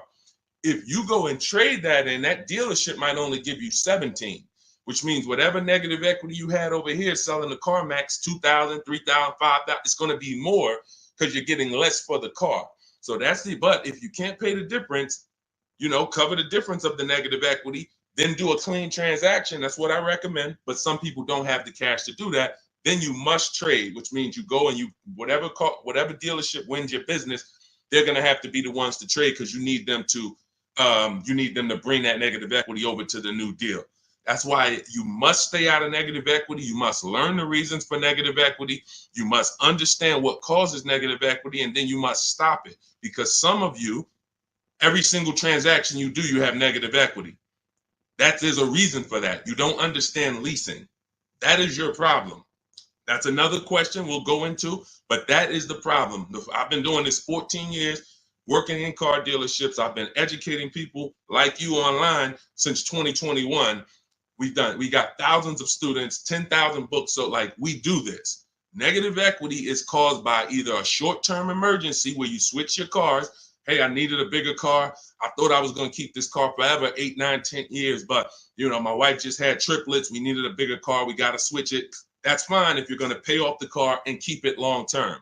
But if you're just switching cars, hey, I get a loan, 5-6 year loan, switch the car in 2 years, 3 years, roll the negative equity over. You keep doing that. The reason is you don't understand leasing, and you're in a financial structure that is going to penalize you for these short-term trades, and when you should be learning about getting below market leases. And we talk about that a lot on the stream. So great question. We do not trade. All of this is in my new digital book, Cars from Home, 7 Steps to Saving Time, Money, and Avoiding Dealerships. You can get a copy for 75% off as part of our launch offer in my TikTok bio, in my Instagram bio, in the YouTube comment section, or in the Facebook comment section. But it's only for 30 minutes. Once the 30-minute timer goes to zero, it's $97. And it's worth every penny at $97, but $24 is better. So go there, get your book, come back to the show. All right, see you in a sec. Go ahead, Dolan. Next question. $10,000 upsell. And you know what? Listen, this person grab this question, Dolan, for the next question. She said, I bought a vehicle during the pandemic, $10,000 upsell. I want to tell her about Bonita, but that'll be the next question. Let's get to C. Robinson on Instagram. We're in the midst of trying to lease a car. It's exhausting. Well, you're doing it the way they want you to do it. You're in there begging for discounts. You're in there walking into dealers, hoping you can get a good price. And what you don't understand is that 80% of dealers are overpriced. There's nothing you can do about that. Picture 10 dealerships on a block. 10 dealerships, they're all Nissan dealerships on a block. 8 of them are not going below a certain number. Doesn't matter how much you negotiate, yo, I'm not doing any better than this. And when they look at you and say, hey, Mr. Robinson, this is my best price, they're not lying. That's their best price. That's not their competition's best price. Their competition's best price is totally different. And what you have to learn is when you're looking at car dealerships, it's not like the Apple store. The Apple store, I go get an iPhone here, I could be in Southern California, it's going to be the same price. I can go up to Canada, it's going to be the same price in most cases. This is a convenience aspect. They fooled you into thinking, oh, the Nissan dealer you're at, we're just the closest one, but we're all the same. They're not the same. They compete every single day to see who's going to sell more cars. They report their numbers at the end of the month. They're competitors. They sell cars for different prices. So what you have to now do is bring that competition into your car shopping. You cannot do it going from dealer to dealer. If 8 out of 10 dealers are overpriced, then you need to figure out, how do I talk to all these dealers or communicate with them at one time to where I'm going to be able to get numbers from all of these dealers or whoever has a car, and I'm going to pick the winner. That is what we do. That's why our entire mindset and philosophy is called Cars from Home. There's only 3 reasons we're in a car dealership: to test drive, then we leave; to have our car appraised if we're selling it to a used car manager, then we leave; or to pick up our car because they don't deliver. That's the only 3 reasons. We are not there to talk numbers. We're not there to find out what's the specials of the day. We do all of that from home, online. You have the internet at your disposal. You wouldn't walk into a store to buy a $2,000 TV. Nobody would. No one who wants to get a good price on the TV, you'd be at home looking at all the TVs online and then saying, okay, boom, that's the best one. And you can make that decision in minutes because you have the internet at your disposal. It's the same way with cars. We have the online shopping system that allows you to get 5 offers because you must get 5 offers. I just told you 80% of dealers are overpriced. So that means 4 out of 5 dealers are overpriced. When you walk into Nissan and say, hey, there, can I get a quote on a lease? And they give you $799 a month, you leave saying, man, Nissan's expensive. No, Nissan of Bergen County is expensive. Nissan of Bay Ridge is expensive. You need to understand that that is one dealership. And when you grasp that, you won't be going into dealerships to get prices anymore. You'll be sitting at home like we do, getting prices online so that you can see. When you go to my book page, you'll see dozens of people. We share all. I've helped so many people learn this. I'm so fortunate because once I saw that they were able to do this, it just made me say, let me keep sharing their stories. See, anyone knows, okay, Deshone, you've been selling cars 14 years. You've been doing this since 2006. Obviously, you can get great deals. That's why all I do is share what my people who learn from me get, their deals, because they're all that matters. So you want to get 5 offers, Mr. Robinson. It doesn't matter if you're going to call and do it. Talk to sales managers. If I was calling, I would be calling and talk to salesmen. Now, who does not like talking to car dealerships? Type me in the comments. Stay close to your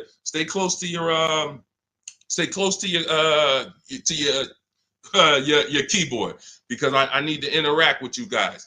Who does not like talking to car dealers? Because there are some people who do. When I was in Mercedes, it was some people who used to pop into the dealership every 2 months. They just come in. Hey, what are you doing here? And they're like, it's just, they get a thrill out of it. But if you don't like talking to car salesmen, type me or type hate it. I would only talk to managers if I enjoyed talking to car dealerships. I would only talk to managers if I enjoyed it. I would never be talking to car salesmen about a car deal. I would only talk to managers. That's one way to do it. But it's not as easy as our way. Now, if you're not going to use my book, talk to managers. Talk to managers. You must get 5 offers because then you're going to see how the heck is the same car, same $35,000 car. One dealership's charging me $560, no money down. One dealership's charging me $490, no money down. One dealership is charging me $395, no money down. How are these offers so different? because you're proving to yourself what I'm trying to tell you, which is 8 out of 10 are overpriced. That's their best offer. Charlie, that you've been buying cars from for 17 years, you done sent your kids to him, he might not compete. He's happy as long as you keep coming in and letting him control your deal and saying, hey, hey, I made you a good deal. But once you start putting Charlie against the competitors, you're going to see Charlie was probably overcharging you all these years. And he's happy as long as you don't shop. But everything we do is by email. We do not talk to car salesmen. Everything we do is by email. In my book, I have scripts, templates. They're all email scripts. I'm not giving you script. Hey, don't ever say you don't have a trade-in. All of this stuff they've been trying to teach y'all since 2009 that never worked, that still had you having a horrible experience. We don't do that. I'm not teaching you to go negotiate with someone who negotiates 3 times a day, 5 days a week. I'm not going to do that. But what I am going to do is teach you what to say by email to everything they're going to say to move the conversation forward with multiple dealerships at once so you can get 5 to 7 offers. That's why in my book, step 5 is called the 25 to 5, where we connect with 25 dealers online. We do it in 20 minutes, and you use my email scripts to move the conversation forward to get 5 to 7 offers. Once you get 5 to 7 offers, you're going to see the best one. You make your deal in literally minutes. This will take you 90 minutes. This is so simple to do. That old way you'll never go back to. That's the system for buying new cars and leases. Shopping for used cars is different. We still don't talk to salesmen, but it's a different system because we use the marketplaces. But that's your problem with shopping for a lease right now, C. Robertson. You are in the wrong places, talking to the wrong people, trying to beg for discounts when you need to step out of that and start making dealers bid. That's all in my new digital book, Cars from Home, 7 Steps to Saving Time, Money, and Avoiding Dealerships. It's the whole blueprint, step by step. You can't mess it up. We got grandmothers, single mothers, introverts.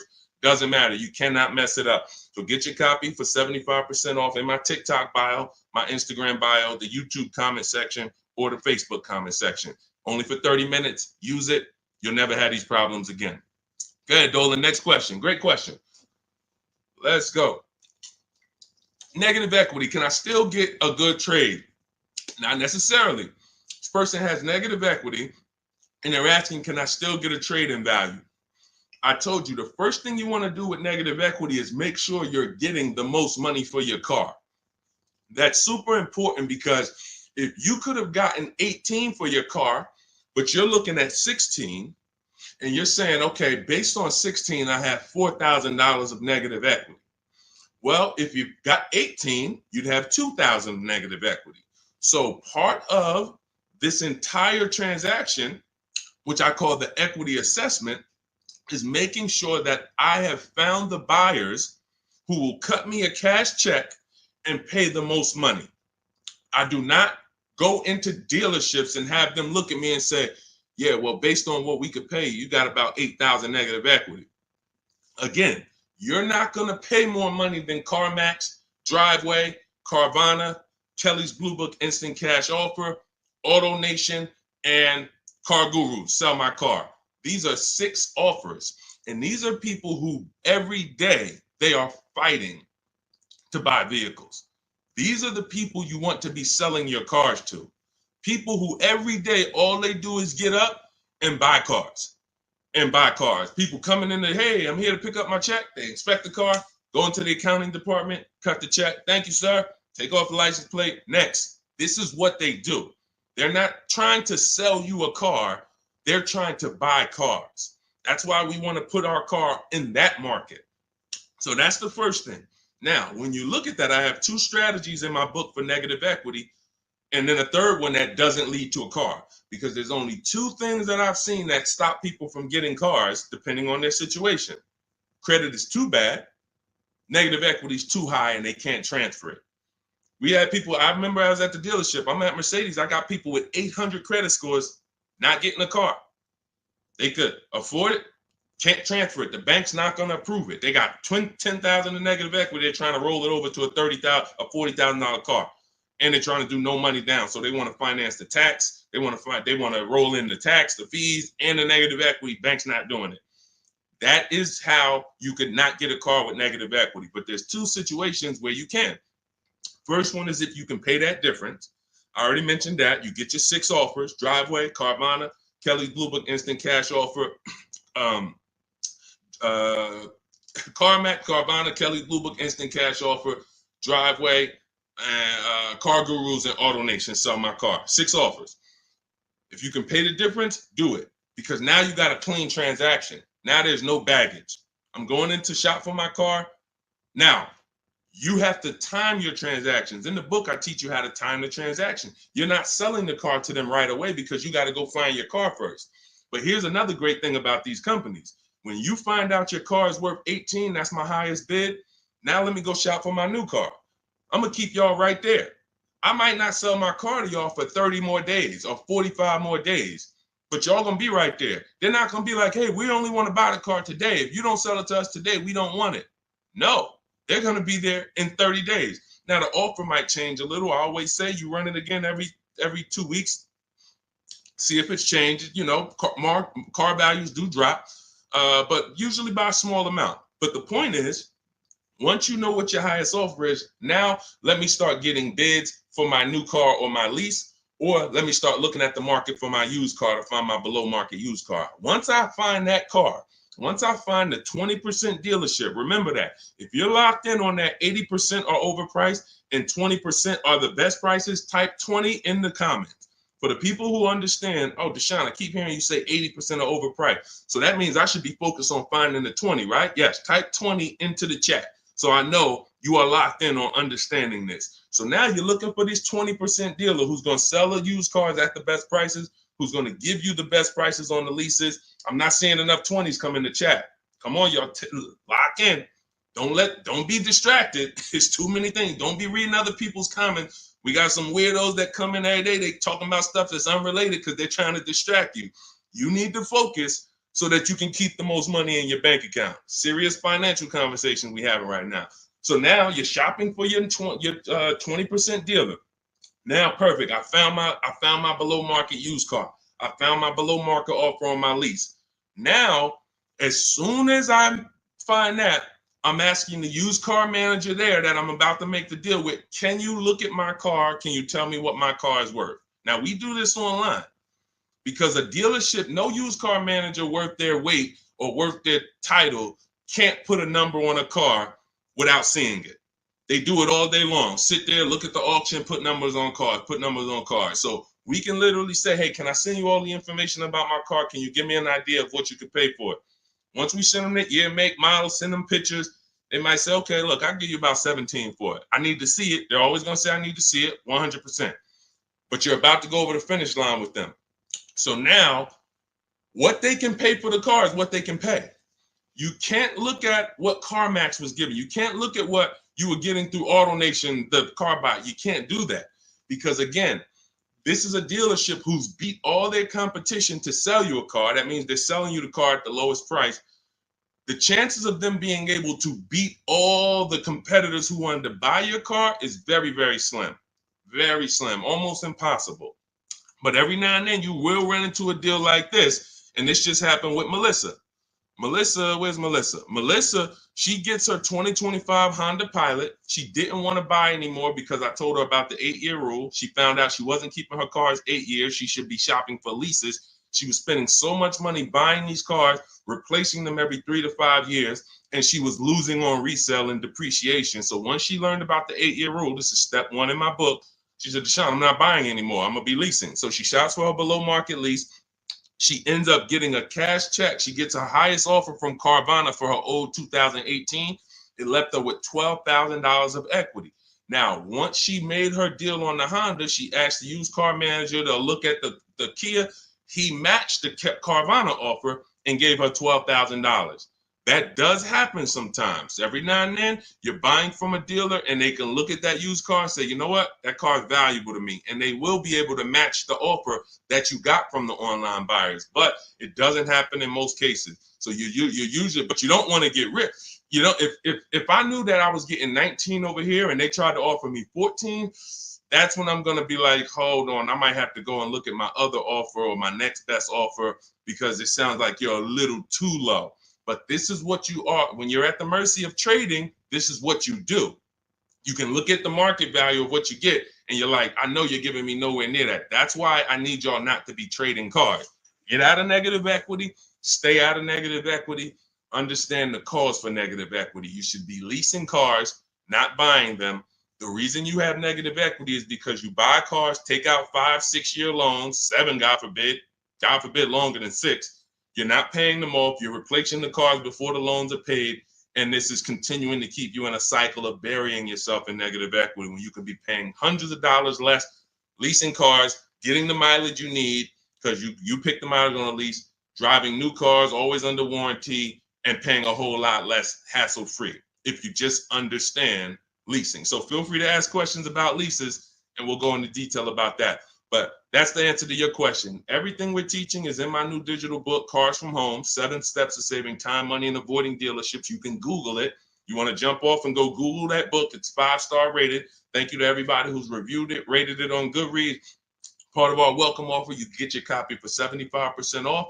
You won't pay the normal $97 price. It'll be in your inbox in 5 minutes. You'll have everything I teach for below market deals on leases, purchases, new cars, used car, high mileage drivers, understanding leasing, everything in minutes. In my TikTok bio for 30 minutes, Instagram bio, the YouTube comment section, or the Facebook comment section. Get there before 30 minutes is up, because after that, the price goes back up to $97. That's our welcome offer. Go ahead, Dolan. Next question. Shout out to the sharers and shout out to the people running the likes up on TikTok. Y'all know it's a couple people on here that know. I can see the likes just going up. Y'all keep tapping the screen and y'all see those likes run up. We appreciate you. I can't share this. We can't get this message out without you. The people who take the time to share. I see you. Hello from Jennifer. She said just shared the live. Everyone who shares these broadcasts, who tags their friends, we appreciate you. Y'all are the real ones. All right, let's go. Steve Chase. The 5.3, 6.0, 6.2 GM motors with variable valve timing are throwing lifters like crazy. Beware. Okay, well, listen, that's what we would check in our reliability and our longevity checks. See, so he's talking about the engines on these vehicles and the variable valve timing engines. Listen, there are cars that are new cars that have serious problems, especially when you consider what happened in 2020 to 2023, when we had a limited inventory supply, but we had people trying to build cars to get them out to satisfy demand. So you had a lot of cars being built on the fly. But here's the thing. Step 4 of my process, which is shopping, not buying, we're doing a longevity check, a reliability check, and an initial quality check. Any vehicle you're doing, if you're leasing or buying a new car, you need to understand these 3 terms. Initial quality is, what is the data saying about the car the first 3 months? What are the owners saying? Is the technology clunky? Is it hard to use? That's initial quality. First 90 days that the vehicle has been in existence, what is the data saying? Reliability is the first 3 months. What are owners saying the first 3 months about this vehicle? What is the data showing? Not your neighbor. Your neighbor is not the data. Hey, I love this car, Steve. Okay, there's 10,000, 50,000 other people that have this car, and maybe 10% of them don't love this car because there's an issue going. You might have got a good one, they didn't. We need to know what the data says. So reliability is the first 3 years. Longevity is the long term. What are the reports saying about the engines, the transmissions? So how do we check this? It takes us 5 to 8 minutes. You type in the year, the specific year, make, and model of the vehicle you're looking at. You do not type in Kia Sorento reliability. No. 2019 might have been trash, but they saw the data and they fixed it in 2020 is great. You must type in the specific year. So you're going to type in 2020 Kia Sorento initial quality, and you're going to just skim the first articles on Google and see what is it saying. Okay, this initial quality, owners report these issues, electric issues. Just skim the first page, look at the major third-party websites. Do not look at any websites that were made by a dealership or the brand that makes the car. Don't look at KiaNews.com. No, you want to look at the third-party sites to see what they're saying about this vehicle. Now, you move to, once it passes that check, You move to the reliability. 2020 Kia Sorento, reliability. Skim the articles. What is it saying? See any red? This vehicle, owners report less than average reliability on this vehicle. That's a problem. So once it passes that check, we move to the last one. And you don't have to do this if you're leasing. You're only doing this last one if you're buying. 2020 Kia Sorento, longevity. That's going to tell you right at the top. Owners report these engines last 80, 90,000, transmission issues, 80, 90,000 miles. Or sometimes you'll see right at the top, these vehicles last 200 to 300,000 miles when taken care of, well maintained. That's a great sign. Now, how do we make sure that the vehicle's been well maintained? That's a different issue. We talked about that a little earlier. This is how we do it with service records and all of that. But you must check what Steve is talking about is the DNA of the vehicle. That's what I call the DNA of the vehicle. An engine that they made, a transmission that they made, a steering system that they made. It's either good, great, or bad. If you got problems, you can't change the steering. You can't find one that was well maintained and taken care of and say, all right, great. Now I don't have to worry about those issues. Yes, you do, because they made the car like that. They made it with a bad steering system. They made it with a bad transmission. So when you do that, this is step 4 in my book, Cars from Home, 7 Steps to Saving Time, Money, and Avoiding Dealership. Step 7 is delivery. But step 1, most important question, leasing versus buying. We go into that. Step 2 is the equity assessment to make sure we get more for our vehicle, for our old replacement car. And that includes leases. Some of you didn't know you could sell leases. We've been doing it for 3-4 years, teaching people how to do it. That's in the equity assessment step. Step 3, we structure our deal. Step 4 is called shopping, not buying. Step 5 is multiple offers and multiple options. We're in the market. Step 6 is paperwork and protection. Step 7 is delivery. So step 4 is where we make sure we're not getting bad cars with bad engines, Steve. So the warnings is not there. If people are going to do what I just said, they're not going to be a victim of what you just said. If they're not, yeah, they'll end up with a car that's in the shop every 6 months. And that was an easily avoidable problem. So you can get your copy of my digital book in my TikTok bio, my Instagram bio, Facebook comments, or the YouTube comments for 30 minutes only. You get 75% off as part of our welcome offer. Go download your book. It'll be in your inbox. Make sure as soon as you get your book, you screenshot the thank you page. Right on the thank you page, it says click below to open your book. And I'm sending you another copy by email. But every now and then you type your email in wrong. You don't, and we can't send an email to a wrong email. So make sure you screenshot, get my support team's email. Just in case you type your email wrong, we can make sure you get your book. All right. Great concern, Steve. That's how we address it. Yeah, Dolan, pull the next question in. All right, great questions today. I'm loving these questions. What's going on, Duchess of Kings? I probably butchered that. Forgive me. Should I sell Hyundai Sonata that is highly stolen vehicle? I'm not understanding that question. Should you sell the Hyundai Sonata, which is a highly stolen vehicle? You're gonna have to, try to clarify that question. Now, Dolan, there was a question on TikTok I mentioned earlier about somebody who said they bought a car during the pandemic, a $10,000 upsell. It's from Hey, it's Elmo. Okay, perfect. Hey, it's Elmo says, I bought a car during the pandemic, $10,000 upsell. This is the sad part about what happened during the pandemic. They made you think that everyone was selling cars at those prices. And that's where I birthed the system that I teach about making dealers bid so that you can see that 80% of the dealers, even back then, were overpriced. I had friends in the car business, still do that, with managers that I was calling during those times. And we were talking about what dealers were doing. And it was like, some of them were disgusted with it. Very, very few of them were moving like that. They were selling at list price. Very few were giving discounts, but no one was charging $5,000, $10,000 over sticker. So I knew that.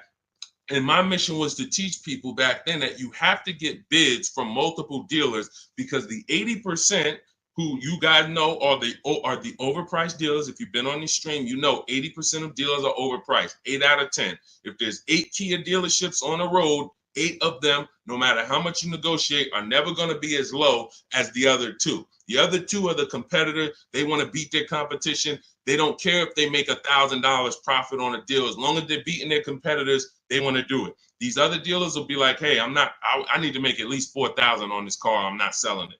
That's what you're dealing with. And they're not giving you the rebate. So all of this stuff happened during the pandemic because people didn't know how to shop. So one of the most popular vehicles during the pandemic was this vehicle I'm showing on YouTube, Facebook, and Instagram. It's the Kia Telluride. And Benita, you can look at the year. This was 2022. We were still seeing people pay $5,000 and $10,000 over sticker for these Kia Tellurides. Benita comes in, she gets bids, and she ends up with a lease at $600 a month, $600 down. She gave them $600. She drove off. There were people, and if anybody is willing to say me and tell your story about the Kia Telluride, there are people that were paying $800, $900 a month for this exact same vehicle. They were leasing them and buying them for $5,000 and $10,000 over sticker. She ends up, I don't know if she got a discount, but she probably did because you couldn't get to a $600 payment on a Kia Telluride back then without a discount. So what does that tell you? It's always going to be deals. It depends on how you shop. Somebody came to me in the gym. First thing he said to me was, man, when is the car market going to get better? We have been getting deals since 2019. There's never been a point in time in my life where I couldn't get a below market deal. So what you got to understand about the car market is it's three prices, always three prices for every car. Every time you buy a car, you need to lock in. There's three prices that could be paid. Market value, that's what most people are paying. Above market value, that's what some people are paying because they have no idea how to shop. They're easily manipulated. Dealers know how to make them pay more and have them think they won. Happens all the time. And then below market value. Below market value is reserved for the savvy people with strategies. You don't get a below market price by accident. You don't get a below market price by negotiating.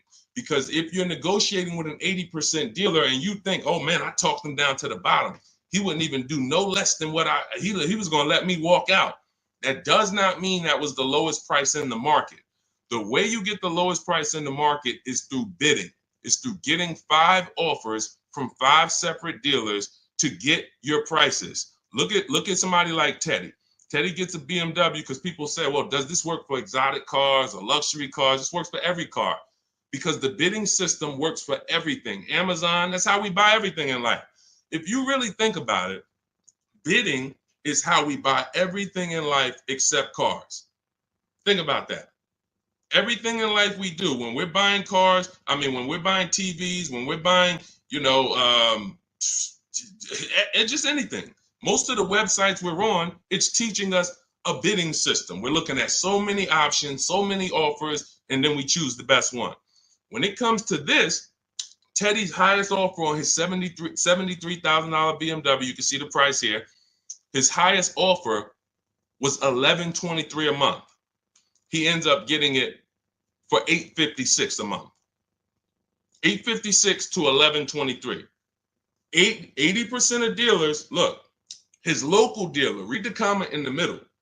My local dealer, the one that's closest, the one he's probably been, every time he wanted to see the car, he walked in, see them. Oh, hey, Teddy, when you're ready, man, we're going to take care of you. His local dealer comes back at $937. So he's sitting at home. And look, he said, thank you, Deshone, for the wisdom and advice. This program works. I even got them they covered his last 2 lease payments. He had to drive an hour and a half to pick it up. That's when you know you did it right. When you got to drive an hour and a half to save $5,000, that's when you know you did it right. Because a lot of times those dealers who are far from you, when they see a zip code come in on their website, man, this person is nowhere near us. They look at it as an opportunity to take a deal from their competition.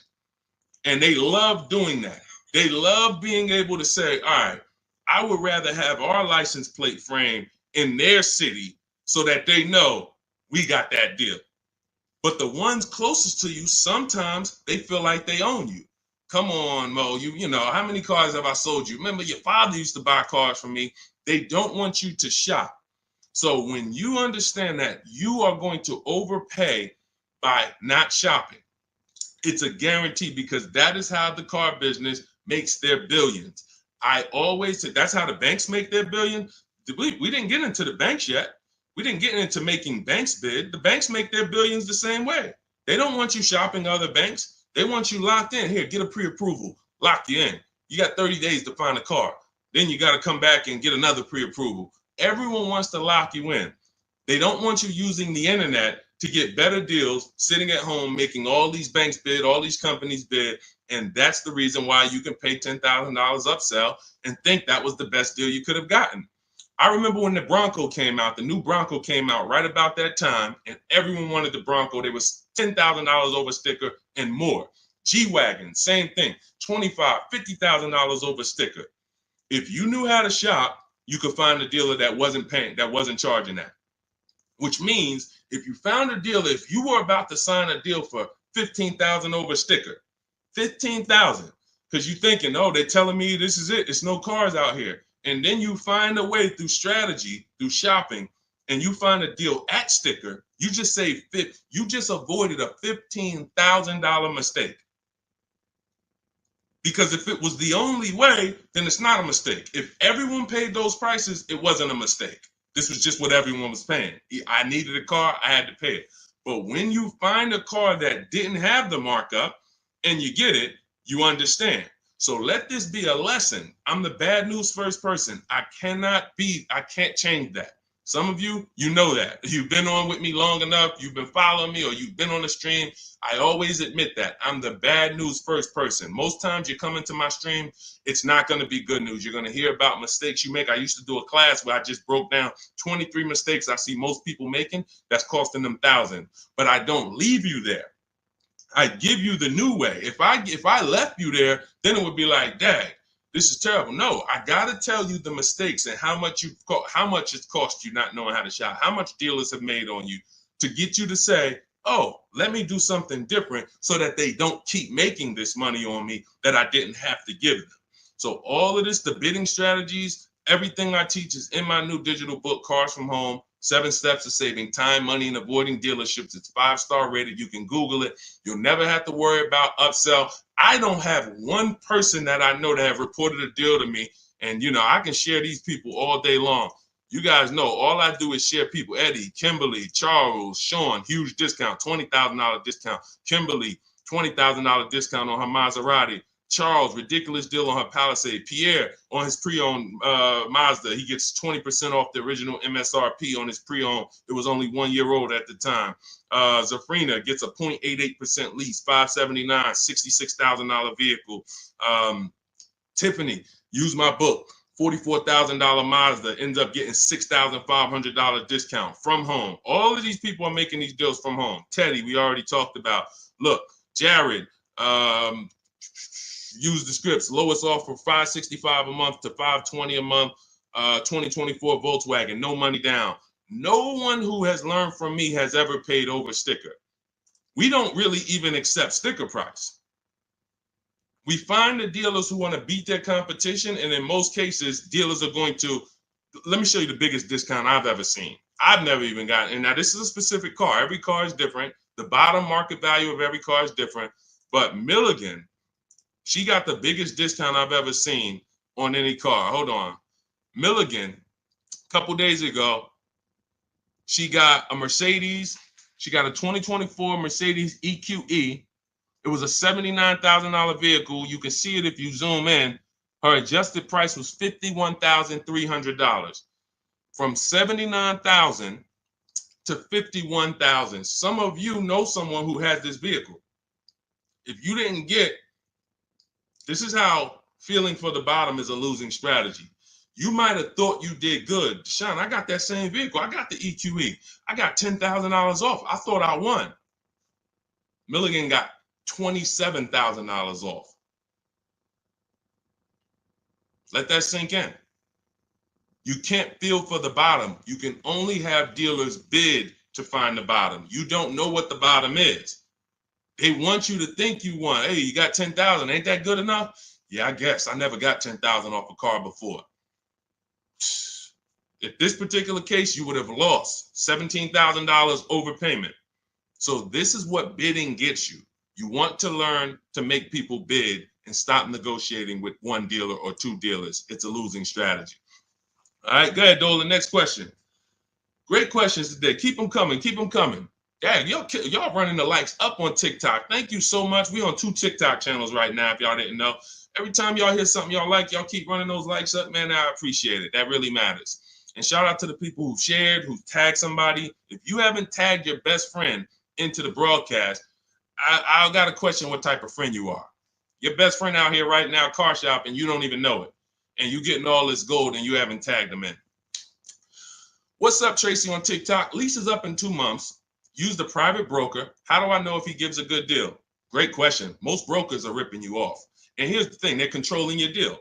They're not bad people. They're just about the profit.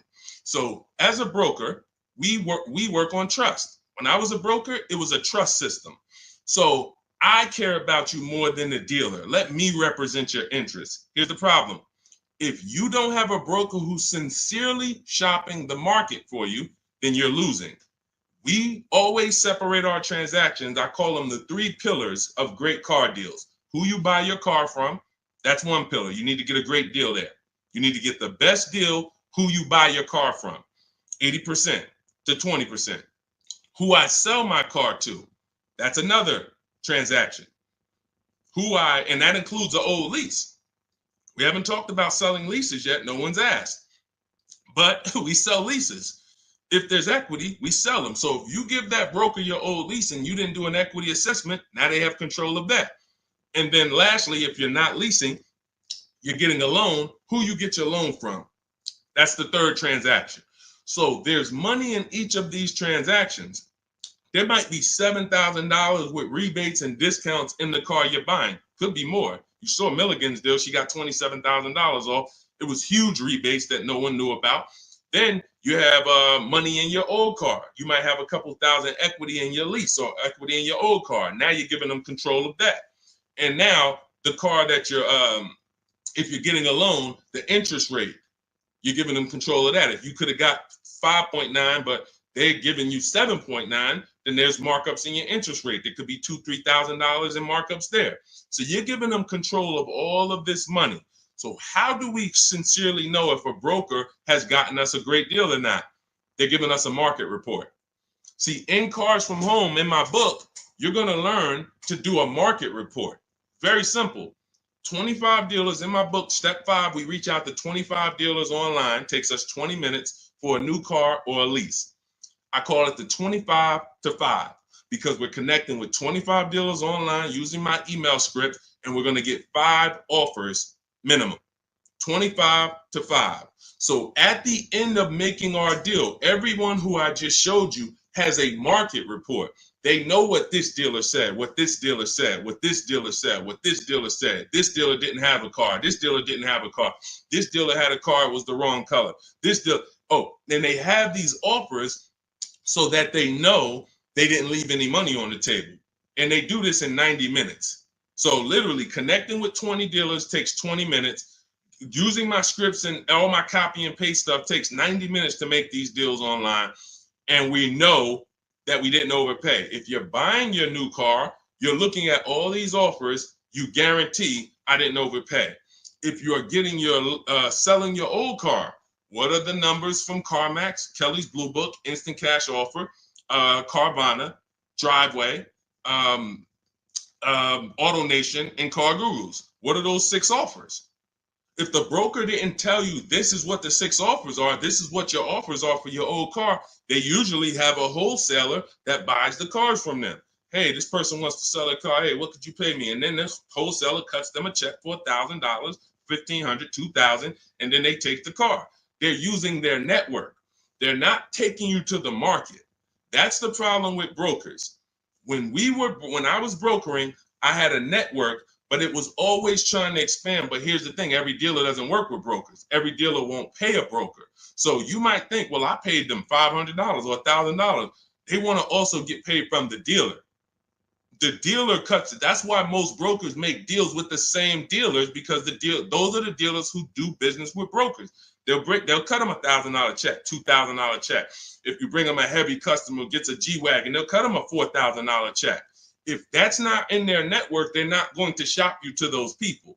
So you're giving control of people, you're giving control of thousands of dollars of your money to someone who's going to control it on a process that you could do in 90 minutes once you learn my strategies.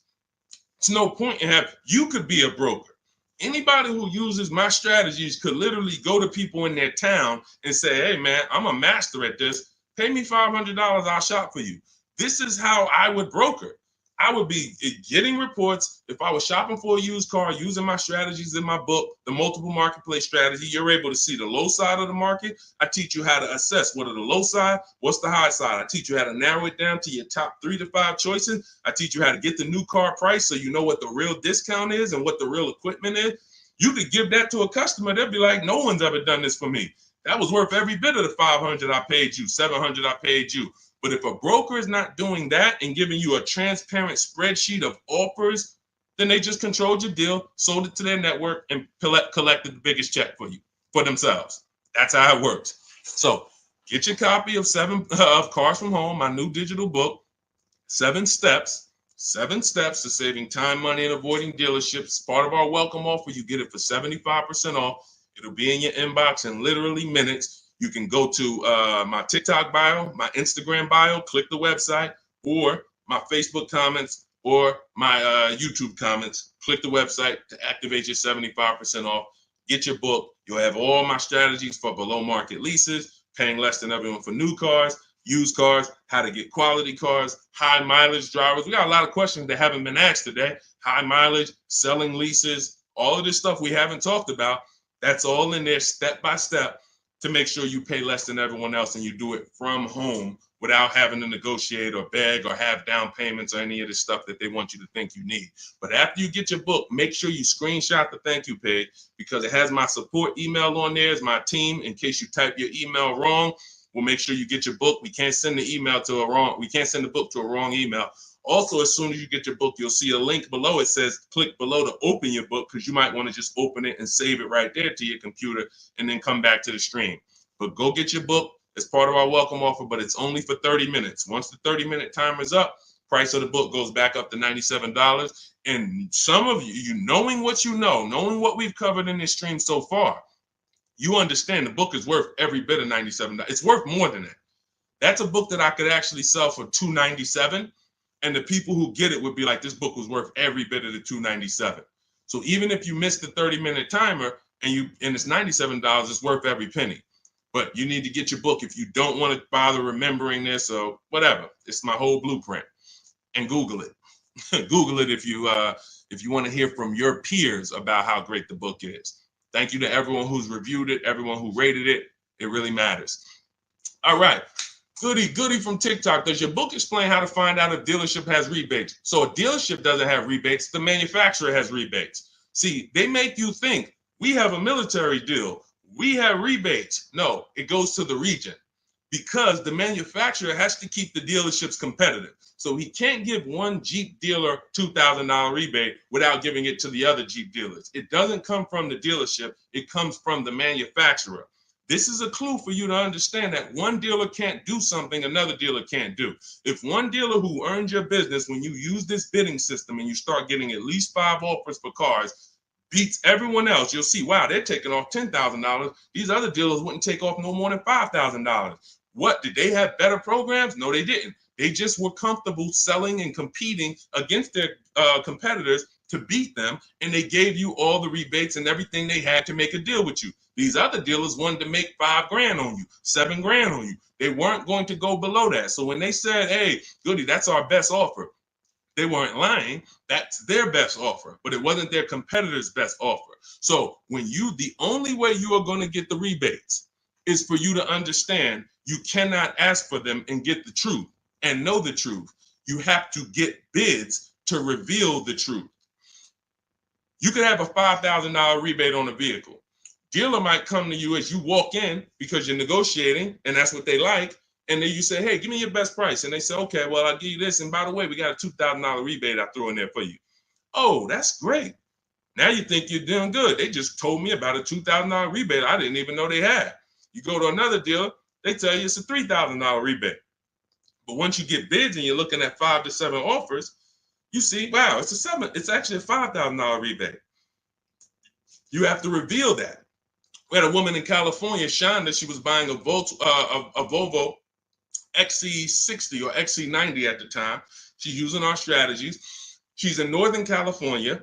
She got a Costco program rebate on our scripts in my book. I teach you how to put any affiliations you have. There's certain things you must have when you contact a dealer for a new car quote or a lease quote. They need to know your zip code, what you do for a living, what vehicles in your household. Many of you can't get quotes because you're just not giving the dealer what they need to actually give you a quote. So that's why I have the templates in there that you just fill in, send it to them. So on her deals, she sees that there's a rebate for Costco members. There's also some other rebates, but she found out that the best price she was getting was in Southern California.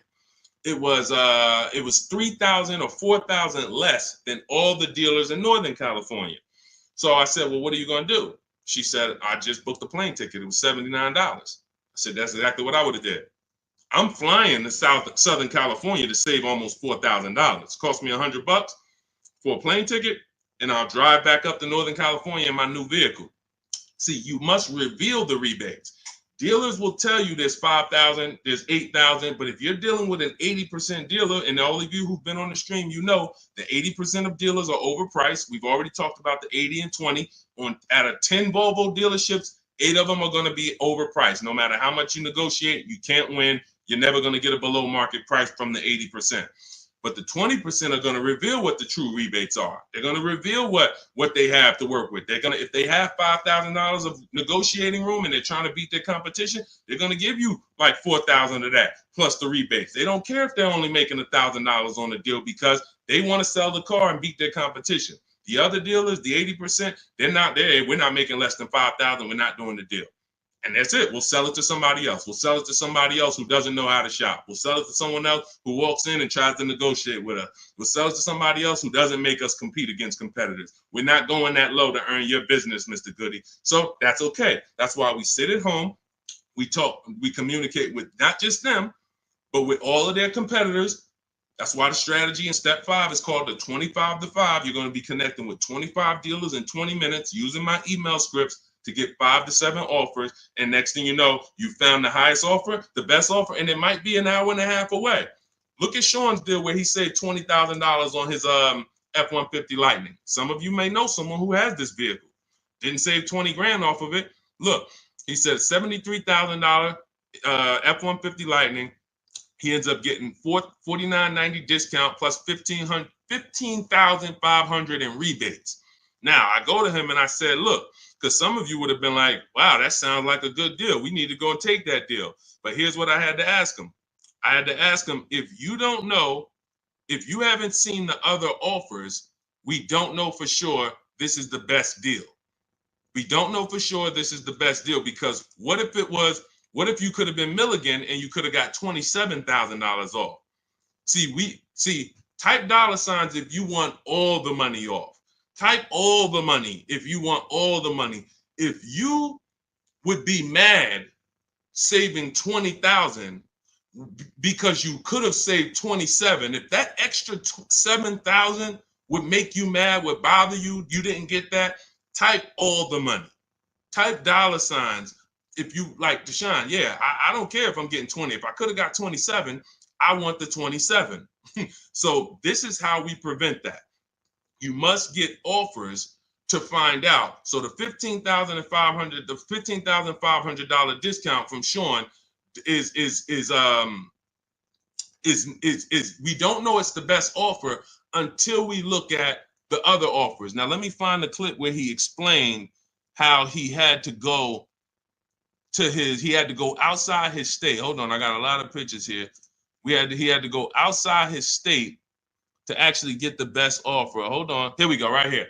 He says, I guess I could have put a little more info on here. Yes, he said, I got about 15 quotes. I couldn't find anything under MSRP. I ended up expanding my search to 150 miles outside my area to find this deal. I'm going to another state to pick this up, which is something I never would have thought before. And I can't see the rest because the comment's blocking it. So he was local minded like you. I'm just going to find the best deal locally. Once he starts using my systems and finding out, wait, I could talk to a dealer that's 200 miles away from me the same way I'm talking to a dealer that's 20 minutes away from me. He expands his search. The dealer who's in the next state over saves him 20 grand total, gives him all the rebates. He drives to the next state to pick it up. That is how you win. What's up, Aways? Good to see you. That is how you win. Local business is dead. That doesn't mean the local dealer won't win the bid, but they must win the bid. Car dealers are not your friends. Hey, you might have been, it's going to be hard for you if you've been inviting your car salesman to the barbecues and they know all your kids and all of that. The whole thing is trust. That's what they're basing it off of. And watch this. If they don't mind competing, you can still come to the barbecues. But I need to make you compete with your competitors, because I need to know if the price you're giving me is truly the best price. And if I've been your customer for 10, 15 years and you sold cars to my family, then every time you see we need a car and you see I'm putting you up against your competitors, you should be like, well, that's Mr. Goody right there. You go out, talk to your general manager, go to him and say, hey, look, I know we don't normally sell a car below this, but this guy, he's shopping different now. He used to just walk in and let us negotiate with him, and we make five grand on him, 4 grand, 3 grand, 8 grand. And now he's making us shop. I don't really want to lose this guy's business because they buy a lot of cars. Can we do something to beat all our competitors? Talk to your general manager and get it done. I go to his barbecues, he's invited me over. I know his kids. But if they get mad at you because they're like, wait, come on, what do you mean you put me through all of this now? Then you understand. You've been making money on me for years, and now you're pissed off because I'm making you compete. That's good. We needed to know that. Thanks a lot, Charlie. Hey, hope you enjoyed the barbecues. You won't be back. All of this is in my digital book, my new book called Cars from Home, 7 Steps to Saving Time, Money, and Avoiding Dealerships. You can get it for 75% off as part of our welcome offer. In my TikTok bio, click the picture of me. My Instagram bio, click the picture of me. You'll see a website there, and then click the button that says 75% off my new book as part of our welcome offer. I have one in the YouTube comments or the Facebook comments, no matter where you're at. Get your book, but it's only for 30 minutes. After that, price goes back up to $97. So $97 is worth it. $24 is even better, and it'll be in your inbox in 5 minutes. You'll have all my strategies for below market leases, below market purchases, below market used cars, leasing versus buying, bank bidding war, making banks and credit unions bid without hurting your credit.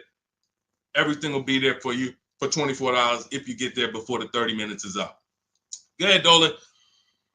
Great show. I'm loving the questions today. If you're getting value out of what we're doing so far, I want you to type value in the comment section. If you are getting value out of what we're doing, shout out to the people that's locked in. Shout out to the people that are locked in. I want you to type value, value, value, value, value, value, value, value, value. I see. This is all we do. I told you from the moment we started the stream, we don't play around here. We don't hold back. All we do is, all I want you doing is emailing me and writing me with your car deals. I want to be pulling your deals into the stream, just like I'm showing Rosalie, just like I'm showing Jen, just like I'm showing Ansley, just like I'm showing Vincent, just like I'm showing, look, Tasha. I want to be pulling your deals into the stream. And that's all I care about. Everyone knows I can get below market deals. There's nobody on this stream that would be like, hey, Deshone, man, you've been in the car business since 2006. Absolutely. But your deals is what proved the system worked. Once I saw people doing this in 2021, it proved to me that the system works. Now let's just have more people use the system. All right, let's go. We don't talk, T. I don't talk. There's no way. In fact, you said, how can we talk? Hit the Shop with Deshone button. In my bio is a button that says Shop with Deshone. If you qualify for us to do this together, then we can talk. But unfortunately, we got blessed, thank God. We got 2.3 million followers. Everyone wants to buy a car. If I was talking to people, I'd be talking to people all day and we'd be getting things done slow. Like we're about hundreds of people working together. Like I'm not about 20 people. Like it's 60 million people that buy cars. So what we hold ourselves accountable is, are we helping hundreds of people every month get below market car deals? Are we getting information out there that's going to help hundreds of people do it? So if you want to know about us working together and joining my group and working with me personally, hit the Shop with Deshone button and see if you qualify. All right, that's in my bio. That's in the comment section. You can go to shopwithdeshone.com. See if we qualify to work together, but that's the only people that I talk to. All right. Returning my lease and financing a 2025 RAV4. Will I get some money for the return of my vehicle? You need to do an equity assessment. So if you first thing you do is you're going to go to Kelly's Blue Book Instant Cash Offer. You're going to go to Auto Nation. You're going to go to Driveway. You're going to go to Car Guru, Sell My Car. You're going to go to CarMax. You're going to go to Carvana, and you're going to put all the information about your vehicle into those websites. And when they get to the part where they say is the vehicle owned, leased, or financed, you want to type owned. You just want to know what the raw value is without them knowing it's a lease or purchase. None of that. Just want to know what the value is. You're going to call your bank. You're not going to do this process takes 20 minutes, and we've had people make $3,000, $5,000, $10,000 doing the equity assessment. Don't be lazy with this. Call your bank, ask what your payoff is, and when you find out what your payoff is, compare it to the offers. And then you're going to ask, do I have a third-party restriction? The third-party restriction doesn't limit who you can. It doesn't limit your ability to sell. It limits who you can sell to. So if you are selling to a third party, that means you can sell to Carvana. You sell to CarMax. You don't want to buy your car and then resell it. We had a lot of people doing that during the pandemic. They were paying taxes and fees to buy, and they end up making little to no money. They literally were buying the car saying, oh, well, I could buy it for 20 and resell it to Carvana for 25. But when they bought it for 20, they had taxes, fees, and by the time they went to sell it, they only made $1,000. When we could have just bid that out to a used car manager, because again, the third party restriction doesn't limit your ability to sell. It limits who you can sell to. So in my book, in step 2, which is the equity assessment, I teach you how to do 3 different equity assessments depending on your situation. You're only going to do one, but there's 3 different types depending on your situation. One is a standard equity assessment. That means I own my vehicle or I finance it. So who didn't know that you can sell a car that you actually have a loan on? Type me. Some people thought, oh, I thought I had to wait for the title. You don't. You can sell a car you have a loan on. So that's the first equity assessment, own vehicles and finance vehicles. Second equity assessment is lease vehicles. Third equity assessment is leases with a third party restriction, and we bid it out to a used car manager. So these are the 3 ways we do an equity assessment to make sure we're not leaving any money on the table. And that's it. We've had people make thousands and thousands of dollars. And during the pandemic, it was even more because cars were worth $7,000 to $10,000 more than they were. So we had people making, I sold my Jeep Grand Cherokee lease. I made $9,000. I sold my mother's Mazda CX-5 lease back then, and she made $10,200. So that's all throughout my pages. I've helped people. People be like, yo, I made $7,000 using your strategies to sell leases. Yo, so we had plenty of people then. Now, values are normal again, but you do still have people that are making $2,000 and $4,000 depending on the resale value of your cars. This happens, and some of you low mileage people, you're like, Deshone, I signed up for 45,000 miles, but I only put 20,000 miles on it. Oh, you're going to sell the car, you're going to make money. So we're going to do that's the equity assessment. But here's what I'm also concerned about: you're going from a lease to a finance. You're not keeping your car 8 years. You should not be financing. You're going to pay a lot more. To lease a RAV4 might be $400, $500. To buy that same RAV4 with no money down is going to be probably $800. So you're going to put a whole bunch of money into this transaction to go into a purchase coming from a lease. Very rarely does that make financial sense because you have to have changed your lifestyle altogether. You have to go from, all right, instead of leasing and driving new cars for cents on the dollar, I'm going to go to a purchase. So here's what normally happens. You overpaid for your first lease. They charge you a ton of money on your first lease. You didn't realize that they were charging you a lot of money, and you think that's normal. You think, well, that's just what leases are. You're not doing these deals like Danielle, where you're driving $45,000 vehicle. She got a $44,000 Audi, and she's paying $550 a month. Or Greg, $56,000 Kia EV6. $527 a month, no money down. All of these are no money down deals. You can read the comments if you're on Facebook, if you're on YouTube, screenshot the comments. Look, Maserati, Kimberly's Maserati, $91,000 vehicle, first month's payment. Look, down payment, first month's payment only, $944 a month. That's a 1% lease. Look, Charles, Palisade lease, $48,000 vehicle, $597 a month, no money down. Look, Zafrina, $66,000 Jeep Grand Cherokee, $579 a month. You're not doing leases like this. They overcharged you for your lease. You overpaid for it. And now you're like, well, I might as well buy the car. I've had people say that on comments. Well, leasing, it costs the same amount to buy. Well, you just overpaid for your leases and you think that that's normal. So now you're comparing overpaying for leases to buying. And yeah, it might be a similar price. But you compare these deals, look, Zafrina's 0.88% lease, $65,000 vehicle, that would normally be $1,300 a month to finance, $1,200 a month if she went in there with no money down to finance that. So I'm big, besides the actual returning of the lease and that equity assessment, I'm more concerned about why you're switching from a lease to a finance.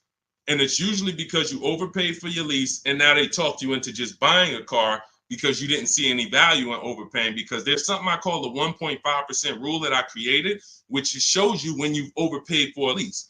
You take the MSRP of the car and you just multiply it by 0.015.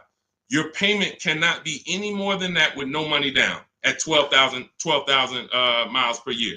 So if I took my car, if I'm looking at a $50,000 car, the max I do multiply by 0.015. The highest my payment should be with no money down is $750. With no money, and that's the highest. That doesn't mean that's a great deal. I just showed you 1% leases, 1.2% leases, 0.88% leases, but this is where it caps out at. This is where it doesn't make sense to lease the vehicle anymore. You're paying too much money for a vehicle you're giving back. If I multiplied that by 36, I'm paying $27,000 over 3 years for a $50,000 vehicle. There's no value in leasing that vehicle more than that. There's no value. I'd be better off buying it, but we don't do that. We just go pick another vehicle because that vehicle usually has a bad lease program. If you're shopping, if you just went into one dealer and you're dealing with an 80% dealer, then no, you probably just dealt with an 80% dealer. They overcharged you, made $8,000, $9,000, $10,000 on you, and left you out. And you were just like, well, I guess this is it. No, they made a ton of money on you, but that's why you need to learn how to get below market leases. You'll never hear me say you should be leasing cars if you're not keeping your cars 8 years. You'll hear me say, if you're not keeping your cars 8 years, you should be shopping for a below market lease. A below market lease. 1%, 1.2%, no more than 1.5%, getting bids so that you can get all the discounts and all the rebates, and so that you don't end up in an overpriced lease. Below market is all that matters. All of these deals I just showed y'all, if you type them into Google and you saw what the advertisement is for those same cars that we just went over in the last 3 minutes, you would be like, those deals, none of those deals, Danielle, Kimberly, or Maserati, none of them are even nowhere close to what they're advertising those cars for. That's how you know they're below market leases. All right. All of this is in my new digital book, Cars from Home. You get your copy for 75% off. That means you'll get it for $24 if you get there before the 30-minute timer is up. It's part of our welcome offer. It's called Cars from Home, 7 Steps to Saving Time, Money, and Avoiding Dealerships. It's a digital book. It'll be in your inbox in 3 minutes. You can get it in my TikTok bio, in my Instagram bio, in the Facebook comments, or in the YouTube comments for the next 30 minutes. Make sure as soon as you get your book, you screenshot the thank you page. And on that thank you page is the link to open the book. So you can literally open it, start using all of these strategies for the rest of your life. And every time something changes in the market, I update the book. Vroom used to be in the book. Some of you know Vroom went out of business. I went right into the master file, took Vroom out, updated it. If I update a script, I go right into the scripts, update the master file. You open the book. Every time you open that link, it's a new copy of the book. So that's the things I couldn't do with a physical book. Things change. We use online systems. New websites come into the business. Websites go out of business. We need to make sure it's flexible. Every time something happens, we update it. Boom, and you got the latest and greatest strategies. Beautiful. Grab your book, 75% off before the 30-minute timer hits 0. All right, y'all. Listen, we did a lot. I have bad credit strategies in there, Lady Forever. Or no, in your case, you have fair credit. So I like to see you get your credit up to like 660, 670. Same thing with a house. If you got 625, you qualify for some programs. But if you get yourself to a 660, 670, you qualify for better programs. So I like to say with cars, get yourself out of that manipulation zone. That manipulation zone is really the mid-6s. Most people could qualify for tier 1 on a lot of vehicles with a 670 score, 660. And it also depends on your profile. In my book, I teach you about profile. It's more important than score. You know, profile is part one. Your score is part of it, but also part of it is your income. Also part of it is comparable credit. Do you have any car loans that you've paid on time? If you've paid your car loan on time for the last 2 years, It's much easier to get approved for the next car, because a lot of banks will look at you and see, all right, I see you had some trouble with the credit card, but you've never missed a car payment. Those people, that weighs, that matters. So I talk about this in my book. But if you can get yourself up to a 660 score, 670, that puts you in a position to really qualify for a lot of major leases and tier one programs. So, all right, y'all, listen, this has been great. This has been great. We had a lot of great questions today. We'll be back for another stream. All of you who have the book, I want you to send me your deals. When you make your deals, email them to me so that I can bring them into the show. I got a lot more people, a lot of emails. I don't always get a chance to go through my emails because I get a lot of them, but I got to go through a lot of my emails because I have people who are sending me their deals and I haven't had a chance to bring them into the show. But yes, good morning. I got the book already. I'm confused about how to calculate a deal on a used car. Just when you narrow it down to your top choices, get the new price, use the true value calculator, put the new car price in with the asking price, and it'll tell you what the true value discount is. We buy based on the true value discount. We didn't get a chance to talk about that in the stream today. Again, there's so much in the book. We could be here for 2.5 hours talking about different things, because me talking to you about leasing is different than what I'm talking to a person who's buying a used car about. That's different than a person who's buying a used car cash or buying a new car cash. That's different than a person who's going to be using the bank bidding war and putting banks against each other. That's different than a person who's going to be coming from a lease, selling their lease. That's different than a person who's going to be selling their lease with a third-party restriction. That's why in my book, you're not reading everyone's strategies. You're only reading what matters to you. I have links where it warps you to the next section that is applicable for you. If you're not leasing, you're not reading anything about leasing. You're on a purchase path and you get to the end of the section and it says, okay, if you're purchasing, then based on this, click this link. If you're doing this, if you have good credit score, click this link, it warps you here. If you have bad credit score, click this, it warps you here. So it's all about making sure you're on a path that is applicable to you, not following a bunch of advice that is for someone else or even a deal you might make later. You'll use the used car strategies, but that's later. Right now, I'm on the lease path. I don't need to read about used cars. This is how you stay focused and get to your goal really quick. But that's how we do. Just follow it again. You got to realize this is a new system for you. You're not used to having a process. So if you need to just go through the steps again, let me make sure. He said, do this first. Let me make sure I did that. Said, go to the websites, open up accounts. Okay. If you didn't go to the marketplaces and open up accounts, you skipped the process. You can't just open the websites and then don't set up your accounts, because now every time you come back to the marketplaces to shop for your used cars, you don't have any alerts. You don't have any new inventory alerts. You're not getting alerts of the new inventory. He says, set up a shopping email so I don't mix it with my personal email. If you go and you're getting offers in your personal email and you're like, Deshone, it's hard for me to get to these offers. Yeah, that's because you got your work email, you got your internet stuff, you got your sites that you've been visiting, you got your newsletters you're a part of, and now you're trying to communicate with 25 dealers in that same email thread. It's never going to work. That's why I set up a shopping email. I say set up a Google Voice. We don't just have dealers calling our phone, so we don't have to talk to dealers. We don't have to, yo, Deshone, how can I stop these dealers from blowing up my phone? You skipped the step. You didn't set up the shopping phone number for free that I told you to set up. Put on do not disturb so no one can even talk to you. These are all steps that you need to review. But here's the beautiful thing. Once you get this, it's the muscle memory. See, I could do this in 90 minutes, 60 minutes sometimes, because I've done this hundreds of times for other people, myself, and I wrote the blueprint. Once you get to the point where you're like, wait, I'm going to trust this process and stop trying to come with my own ideas. If he says do this, I'm doing it. He says go to this website, type this in, I'm typing it in. Then I go to the next step. So typically the people who do the best, the quickest, it's very easy for you to follow directions. But some people, that's not your learning style. It's harder. But you'll eventually trust the process. It's going to take you longer. But it's not the process, it's you. If you came to McDonald's and they told you, hey, all right, flip the burgers. When you hear the buzzer go off, flip the burgers. As soon as you hear it, you sprinkle a little seasoning on them. You do 2 drops of seasoning. Shake. And then you hear the buzzer go off on the fries. That's when you pick it up and then you dump them in. and then you sprinkle five salt. Shit. See, it's a system. They're not giving you an option. My system is the same way. It's very rigid. There is no add your own stuff to it.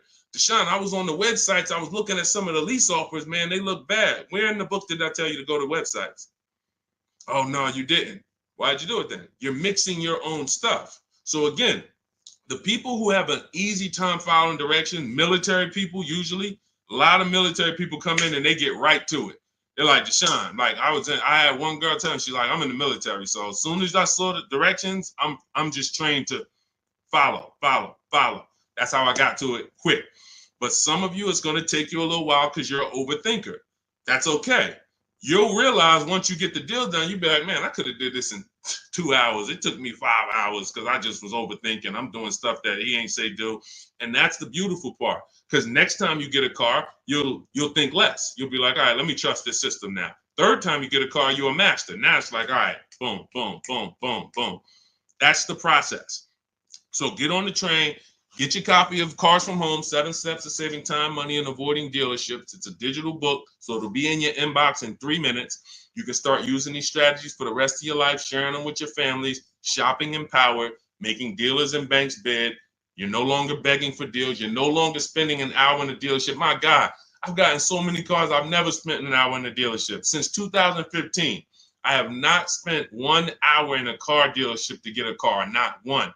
And I show you my car deals, I talk about them, I pay less than everyone. Unless you were using my strategies, then we'll probably pay the same amount. But as far as the cars I get, every lease I've gotten, ridiculous. 1% leases, never had to be in a car dealership. So you could say goodbye to Deshone, I never got to spend more than an hour you never spend more than 30 minutes in a car dealership again. That's just what we do. That's just, the system proves it. So go read the book. Go get your copy, 75% off in my TikTok bio, my Instagram bio, the Facebook comment, or the YouTube comments. Click the link and then click the button that says 75% off. Welcome offer. Make sure you get there before the 30 minutes is up. All right, we'll be back. We will be back to talk more. But everyone who got the book, I will see you in the book because you'll be linking the videos with me. You'll see I got a bunch of surprises in there. So go get your book, and I'll see you all on the next stream. God bless you.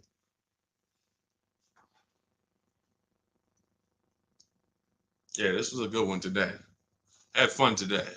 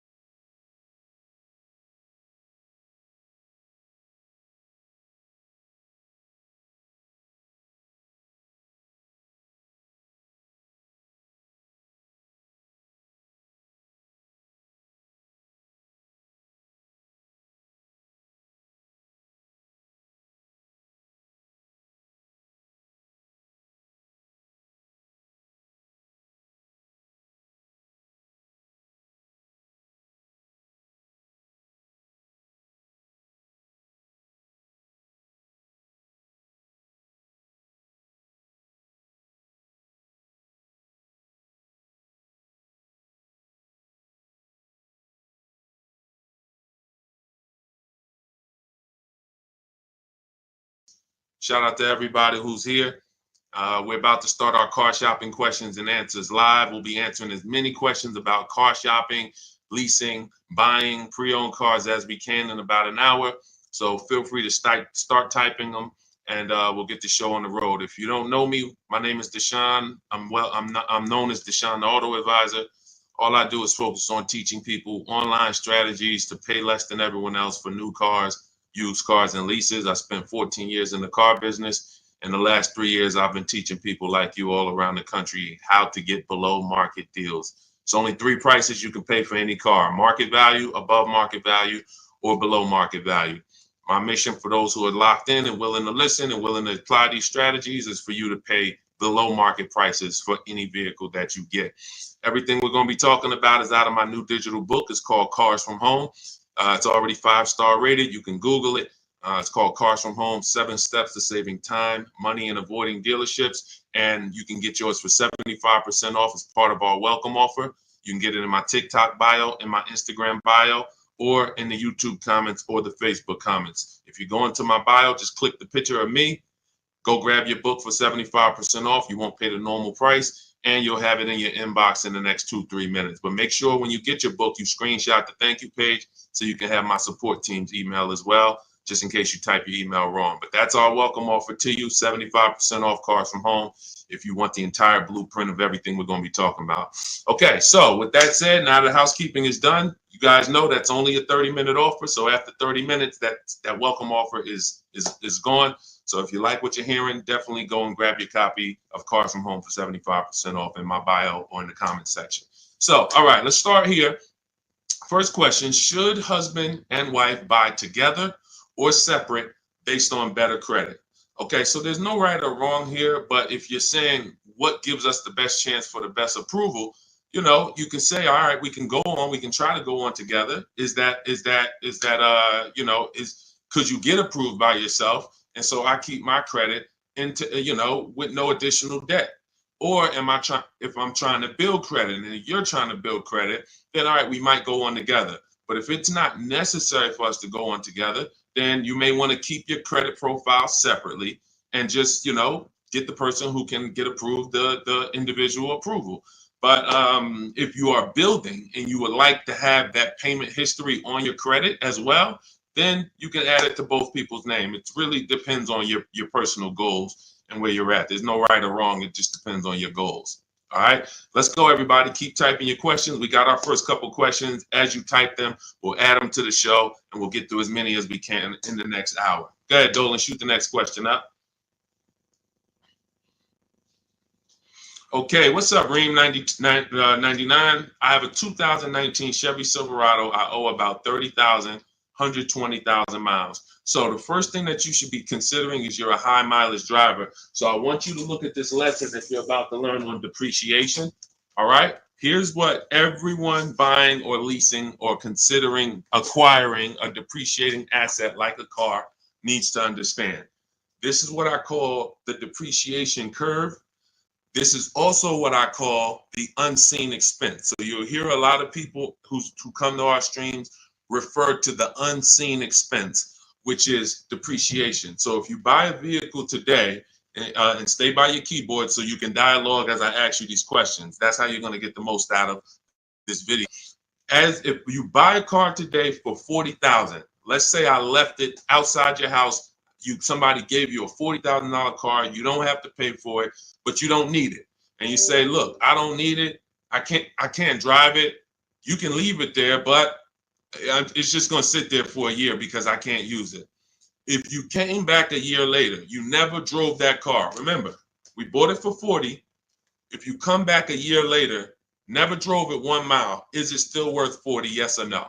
Let's go. Type into the chat fast so we can get this, so we can keep the show high speed. Everybody who's dialoguing, I appreciate you. You usually get a lot out of these because your dialogue. So thank you. No, Gary. No to pull up. No. Okay. All right. Perfect. So we understand. Now, if you came back to that car a year later, you never drove it, and it's worth, let's say 35, 34, whatever it is, you bought it for 40, it lost value. See, because it doesn't matter whether you bought it and didn't drive it, or you leased it, or you owned it. See, when you start understanding depreciation like we're going over, now you can properly assess whether you should lease or buy a car and how you are going to beat depreciation. Because the entire goal for leasing versus buying is which one of these strategies, if I get a below market deal, allows me to beat depreciation based on my lifestyle. So so a high mileage driver, your depreciation ring looks entirely different from a normal driver. So where one driver might be 40,000, they come back a year later, their car's worth, 36, 34. If they didn't drive it, if they put average miles on it, maybe it's worth 32. They're losing money based on their mileage. You might put 30,000 on that car in 1 year. So your depreciation looks like this now. It doesn't look like this. Your car goes from being worth 40 1 year to literally it could be worth 26 the next year because you put 30,000 miles on it. So you have to take into account depreciation differently than a normal person. Everyone has to take it into account, but you have to, any high mileage drivers on here, if you drive more than 18,000 miles, I want you to type HM into the chat for high mileage. This is specifically how you need to be looking at depreciation so that you don't keep flipping out of cars and then coming back with huge amounts of negative equity because you're structuring your deals like you're not a high mileage driver and you're killing your values. High mileage drivers used to come into the dealership with, cars that were 5 years old, got 180,000 miles on them, and they still have big loans left. They still have loans that show they got a loan like a normal driver, 5-year loan, 6-year loan. This is what normal drivers can get based on their ownership. High mileage drivers, you cannot do that because all you're doing is pushing your losses to the back end. You might have a lower payment of $150 less, but what's going to happen is when you go to replace this car in 5 years, 6 years, if it still has a loan, now you're dealing with huge amounts of negative equity that you have to now roll over to your next vehicle or put 10, 15, 20 grand down so that you don't have that going to your next vehicle. So the smarter thing for you to do, Reem, is to figure out right up front, how many years are you keeping your next car? And if you're keeping your next car, like if you give you an example, let's go deeper. If you had kept this same Chevy Silverado for another 5 years, it wouldn't matter. Instead of it having 120,000 miles on it, you'd have probably 220,000 miles on it. The truck could go that long. If you got a good one, a quality one, then you should be able to put that money. You should be able to get that time out of that truck. But because you're a short-term owner, you're considering a short-term replacement. Now you have to take into account leasing. Does it make more sense for me to get a below market lease on these vehicles, pay less, build in my mileage so that I can avoid depreciation? Because if you're buying these vehicles and then you're destroying the value and you're replacing them in 5 years, you're not getting all of that money that you put in that car back out of it. You could have put much less money into it and still driven the truck. So the whole goal is getting out of this stuck in the middle and thinking 5 years, 6 years is a long time to have a vehicle. It's not. You're still in short term because you're still in the big depreciation phase. See, once you get to about 8 years, that depreciation is going to start looking like this. So your truck this year is going to be worth about the same next year. It's not depreciating like this anymore, losing thousands and thousands every year. That's where you want to get to if you're buying. If you're not keeping the vehicle that long, you should not be buying, because all you're doing is riding the depreciation slide all the way down, and then you go and get another vehicle, ride it down again. Get another vehicle, ride it down again. You're never getting to the point where you could benefit like a long-term owner and stop losing value every single time. And if you're not keeping your vehicles 8 years, my rule is you lease. You shop for a below-market lease. Now, we could go a little deeper on that. If somebody has a follow-up question, this is about business. I assume you're making money from that truck. So if you're making money from that truck, then you should be structuring your deal and your finances in a way that gets you the short-term wins and doesn't push the losses to the back like a negative equity. Like I said, you got a $400 payment, but every time you replace the vehicle, you got 15 grand negative equity. Smarter thing to do would be to have a shorter loan, higher payment slightly, but then when you go replace the car's paid off. Now, instead of having negative equity, you might have something that's worth 5 grand, 8 grand that you could use as an asset.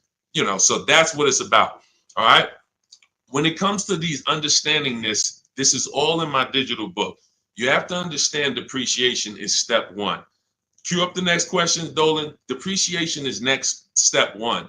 When you go into a car transaction, your first question is to decide how I'm going to beat depreciation, through a below market lease or through a below market purchase. But if you do a below market purchase, which means you pay less than everyone else paid, but you should have leased, then you paid too much. There's no one on here, myself included, who can get a below market purchase and then replace that car in 3, 4, 5 years and have it be less money than we would have spent on a below market lease. A purchase is always much more, even with a great deal, than a lease would be with a below market lease. So this is what we deal with up front. Leasing versus buying is the first step in my book, the most important question. That's the foundation of our deals. Nothing more important than that. All right, go ahead, Dolan. All right, come on, keep typing the questions. I know we got a lot. We'll try to get through as many as we can in an hour. Okay, BMW X7, new or used. Okay, so if you're purchasing, which means you're a long-term person, you're going to beat depreciation through long-term ownership. Whenever you're purchasing, your goal is to beat depreciation through long-term ownership. So how many people have a vehicle? If you have a vehicle that you've had in your driveway for at least 8 years, I want you to type the number of years into the chat. Type the number of years into the comments if you had a vehicle more than 8 years, 10 years, type it in, 11 years, 13 years, 8 years, only if it's more than 8. I want to show you how you should be looking at purchasing and what your goal should be. What your goal should be when you buy. Okay, so I see somebody TikTok 15 years. I see, okay, brother, I see 11 years. Okay, anyone who has a car, if you have a vehicle in your driveway right now that you have had, William Smith, 12 years. Okay, if you've had it more than 8 years, type the number of years into the chat so that you can understand what we're about to break down here. Because you're asking Chuck T, new or used. This is totally based on budget. But after you decide what your goal is, which is a long-term purchase. All right, 9 years. I see you, Liz. All right, so when you look at keeping a vehicle as long as the people who just shouted out how many years they've kept it, this is what their depreciation looks like now. Some of them like this. Somebody like brother who he's had his vehicle 11 years, his depreciation is like this. What does that mean? If his vehicle today is worth $7,000, a year from now, it'll probably be worth close to 7,000, maybe 68, 62, 7. He's losing a very small amount through depreciation. He's beat depreciation. So that's the benefit of all the money he put into the car, is he now has a vehicle that is no longer depreciated. He could drive it for 4 or 5 more years. My father had a GMC Envoy that he's had since 2013. We bought it pre-owned for him. He's had it since then, paid it off 5, 6 years ago, and he's had that vehicle. It's been worth about $5,000 for the last 2 years, and he's going to sell it for close to that. So that's when you beat depreciation. Now, when you are not buying to keep that long, you are on the depreciation sliding board, which means you're going to lose thousands of dollars in value. So as long as you have decided I'm going for long term, which I call the 8-year rule, at least 8 years, I'm going to keep this vehicle so I can beat the depreciation, pay it off, and then I'll consider replacing it or keeping it longer. But it's going to be at least 8, or I should be shopping for a below market lease so I don't tie up money in this vehicle this long. So now you've decided I'm a long-term person, I'm purchasing new or pre-owned, strictly based on budget. Can we afford both? If we can afford both, then I have in step 3 in my book, and step 4, which is shopping, not buying. This is when I'm helping you make this decision of new versus pre-owned. Which value system are you operating with? Some people, if they know they're only getting a replacement vehicle every 8 to 10 years, they're going to go and get a new one because they're like, listen, I only do this once a decade. I want to make sure I have the latest and greatest. I could afford it, no problem. Some people, they say, you know, even though I could afford the new one, I want to go pre-owned. Let me try to knock 20%, 30% off my investment so I have even less money invested in the car. One person wants the latest and greatest. One person wants more value with a discount off of it, and they don't need the absolute latest. So that's the balance between new versus used. Can I get everything I need and want in a new car for my budget? Can I afford to get everything I need and want in a new car, BMW X7, for my budget? If yes, then you can go new. If your value say, listen, I could afford it, but I want to knock 30% off, 20% off, 20, whatever it is, whatever the below market used car deal would be for that vehicle, then they go that route. There's no right or wrong there. But if you can't afford to get everything you need and want in a new one, then your only option is to go pre-owned. But it's all based on the 8-year rule first. You should be buying to beat depreciation to keep at least 8 years. You're buying a depreciating asset. 3, 4, 5 years, 6 years of ownership is losses because you're not going to get the money back in resale when you're depreciating that vehicle the first 5, 6 years and then going and replacing it. You're not getting that money back. You would have been much better off getting a below market lease. Give you an example. Let's take a vehicle that's close, relatively close, price wise to that X7. Look at Teddy's, BMW. He has an electric BMW, so he got a bigger discount because there's rebates that he got. There's rebates that wouldn't be applicable on the X7, but it's a $73,000 vehicle. He's leasing it for $856 a month. That was his best offer. Now, one of the things we teach here, we do not buy a vehicle, lease it, buy it without looking at 5 offers, 5 options. If we're looking at a used car, we're looking at 5 options to make sure we're getting the best price. We do this from home. That's why my entire system, my book, everything is called Cars from Home. Cars from Home, because we're using the internet to do this. But you look at somebody like him, he paid $856 a month, no money down. On a $73,000 vehicle, some of you know every $5,000 would be how much? I know I got some new people on the stream, but I'm talking to the people who you've been tapped in. I may have a couple people who know every $5,000 when you're looking at a car is about how much per month. And you use this so that you never get scammed. When you know this, no one can throw, you need to know a basis of what a car should cost. And I'm gonna tell you why in 1 minute. Thank you, Anthony. Yes, $100. Great job. Anthony Perry knows $100. So if every $5,000 is $100, you're going to now look at a $50,000 vehicle and you're going to say that's going to be about $1,000 a month if I wanted to buy it. That doesn't take into account, okay, I might get a $10,000 discount. We're just talking about strictly looking at the base price, total price of the vehicle, asking price. Every $5,000 is about $100 per month on a 5-year loan. So you're looking at a $50,000 vehicle, that's about $1,000 a month. You're looking at a $73,000 BMW like Teddy was, that's roughly about $1,500, close to $1,500 a month on a 5-year loan. No money down. That's how we shop. No money down. We're just doing apples to apples. We may put money down later, but we need to know base numbers. This is base numbers. So look at Teddy. He's paying $856. You're never, if he was buying this vehicle, it would be $1,400, $1,500.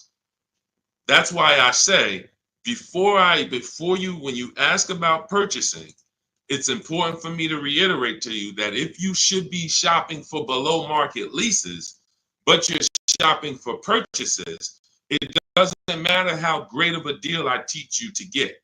You can use the Cars from Home strategies in my book, the bidding strategies, to get the best offers on your purchase, new cars, used cars. But it's not going to compare to if you would have leased, because you should have leased because you weren't keeping your car at least 8 years. You can see he's $856 a month, and even if the deal wasn't that great, even if it was $1,000, he's still literally $400 or $500 less per month than if he had bought that car only to try to trade it in 3 or 4 or 5 years and go do it again. So the leasing versus buying is the biggest principle that you need to start your car deals with. There's nothing more important than that, and we want to make sure we drive that point home.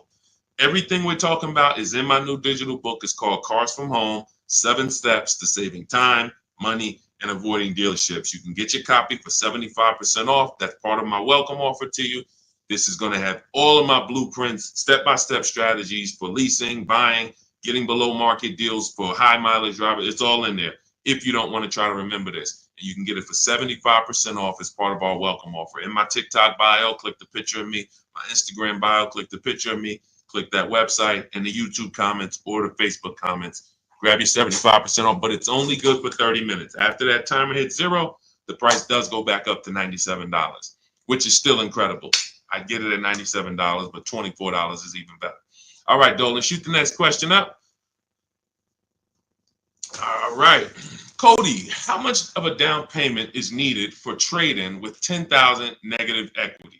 This is a great question. Depends on what you're buying the next vehicle for and what type of discount you got off the next vehicle. So give you an example. Let's take a dramatic discount like Milligan's discount. She got one of the largest discounts I've ever seen anyone get using our bidding strategies from home. Let me pull it up so that we can now. When you get the larger discount you get, the more money you're able to roll over to that deal without having to put money down. Now, let me give you an example. Why does money down become important or necessary sometimes?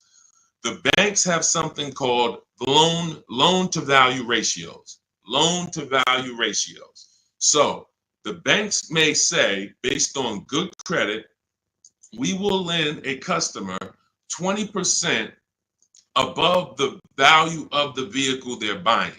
So if they're buying a $40,000 vehicle, we will lend that customer up to $8,000 more, which would be 20% of $40,000. Because the value of the vehicle is 40, the loan to value ratio is 120%. We can lend $48,000 on a $40,000 vehicle. So if a person comes in and they want to buy that $40,000 vehicle and they want to finance and add to the loan the taxes and any applicable fees, that might come out to be roughly $44,000. They'll qualify because the bank says you have up to $8,000. Now, let's say they want to bring a small amount of negative equity over to the deal, $4,000. So now they buy it for 40. They get they have $4,000 in fees and taxes, and then they have another $4,000 of negative equity that they add to the transaction. The bank will say you're still at no more than 20% above the value of the vehicle. We can approve this with no money down. The problem happens when a person wants to add $8,000 of negative equity on top of that. So now they're buying it for 40. They are getting taxes and fees added. That's 44. And then they want to slap 8,000 of negative equity on there. That's 52. The bank is going to say, no, we only will approve 20% above the vehicle's value, which is $48,000. So if you could get it down to $48,000, we'll approve it. If not, we can't approve it. The customer has to put the money down to make up the difference. So in that scenario, what you would be asking for would be above the bank's loan to value ratios. This is why I call negative equity the bad credit for people with good credit. This is why I want you to know the cause for most negative equity situations is you don't understand leasing and you're buying your vehicles rather than getting below market leases. You take out 5 and 6 year loans, you don't pay them off, you trade in vehicles, and you should be shopping for below market leases, but you continue to purchase. So you're going to continue to have negative equity in almost every case unless you start putting a lot of money down or start keeping your vehicles longer, paying them off, and then coming back and seeing how much money you could get back out of that, which I also don't recommend. But the last thing, which is very important, especially when you have large amounts of negative equity, is let's say that same $40,000 vehicle, you're using our strategies and you get a $8,000 discount. Or let's take a vehicle. Let's take Milligan's deal. Like I said, in her particular case, she got a $79,000 vehicle for $51,000. This is a Mercedes. It's an electric version. She used our bidding system. She got the biggest discount I've ever seen, and she can put any amount of negative equity on top of this deal because the bank is lending against this vehicle, this Mercedes, based on a $79,000 value. So their loan to value ratios for this vehicle would be 20% above $79,000. So if that's, let's say $80,000, 10% would be $8,000. So you're talking about $16,000 that they would lend above the $79,000. So they're looking and saying, wow, if this is a $79,000 vehicle, they don't care about what the woman bought it for. They don't know that. All they know is when the loan paperwork comes in, we're asking for less than what the loan to value threshold show. And they have other people that go and they pay list price. They go in, they have no strategies, and they just go in and say, all right, it costs $79,000, I'll take it, not realizing that, okay, I didn't negotiate. I overpaid by almost $27,000. That's the market value for this particular vehicle, but the bank doesn't care. The bank just wants to know that when the loan comes in, it's under 86 or $87,000, and they're going to approve it. So the bigger discount you get, the more room you have to move negative equity over, and that's what you want to understand. If I had a large amount of negative equity, I would be choosing several vehicles, using our bidding strategies from home. If you want to do it your way, at least calling around, talking to managers, getting multiple offers. You want to talk to salesmen and managers, you can do that. But once you get the discount, any amount of negative equity that you bring over would now go on top of your selling price. So if you got a $10,000 discount, then you brought $5,000 of negative equity over, you would be well below the bank's loan to value threshold. So it's based off of how much negative equity you have, and then it's connected to how much discount you're going to get off the value of the vehicle, which is what the banks actually base the loan to value approvals on. And if you can do that, you don't need a trade, you don't need a down payment. And I hope that's clear. If you rewatch this, rewatch this segment, it'll be clear to you. If most people understood that and the cost for negative equity, we have a lot better world. Deals. Negative equity is the one thing besides super bad credit where you can walk in with an 800 score. You're not leaving with a car, depending on what your situation is and what car you're trying to get and how much they're charging you for it. You are not leaving with a car. And that's just the sad part. So stay out of negative equity. Get out, stay out of it. All right, go ahead, Dolan. Next question. And I see you, Quintia. We'll get to you asking about Tesla. All right, Miss A, good to see you. Any advice on leasing as a first-time car buyer? Sure. Let's look for something that's mainstream because some banks do not want to be your first lease. When I was at Mercedes, unless you were like, they had a Rising Star program, which was certain college students and, would have, condition. They had to have certain things like 2 trade lines on their credit report, but that's the only people who can qualify to get a Mercedes as their first loan or lease. Some of these, luxury banks or import banks do not want to be the first one, but Honda, Toyota, Chevrolet, Ford, Nissan, and possibly Infiniti, as long as your credit profile is good, you're in that good range, high 6s, low 7s, the better, the higher the better, and you have a solid credit report, that could be 2 credit cards, but you're paying them on time, you're not using up that credit. I would be shopping based on the 8-year rule, which is the first step in my book. The 8-year rule is how many years are you going to keep the next car? That's the leasing versus buying question. And once you make that decision, if you're not keeping the car 8 years, you should be shopping for a below market lease. And I've seen so many people that would buy their first car or they would buy their children their first cars, and they're getting like $400 payments on these cars or $350 payments. That's only a $15,000 to $18,000 car. So they're usually getting, a 4 or 5-year-old, Hyundai Elantra, Toyota Corolla, if they're buying used. These are the same vehicles that they may turn around and trade in 2 or 3 years, 4 years. They're paying $350 a month, and God forbid the vehicle breaks down on them or anything. They're dealing with a used car, where you can get some of these incredible lease deals, and you can get them for, depending on the car you're looking at. Somebody had just got an Elantra, and the payment was $350 a month, brand new car, no money down. Let me see if I can find their deal. It was here we go. It's India. I joined last year. She joined our program. I do have a program where I shop with people. Depends on how you want to learn. You can go to my bio to figure that out too. But these are people who are in my program. They have the same strategies you have access to in my book, same process. It's just one's a blueprint for people who are like, Deshone, give me the blueprint. I'll follow it step by step. You can get to all your deals. And one is done with you, where you're like, hey, let's shop together. You're basically shopping with me. So it says, got back 6 quotes, because I told you guys we don't make a deal unless we get at least 5 quotes on every vehicle. Got back 6 quotes. Fast forward 2024, I had to find a car in 2 weeks, so you don't need a lot of time to implement this. My process actually takes, max probably 3 days. If you needed a car in 3 days, we can get a below market deal that fast.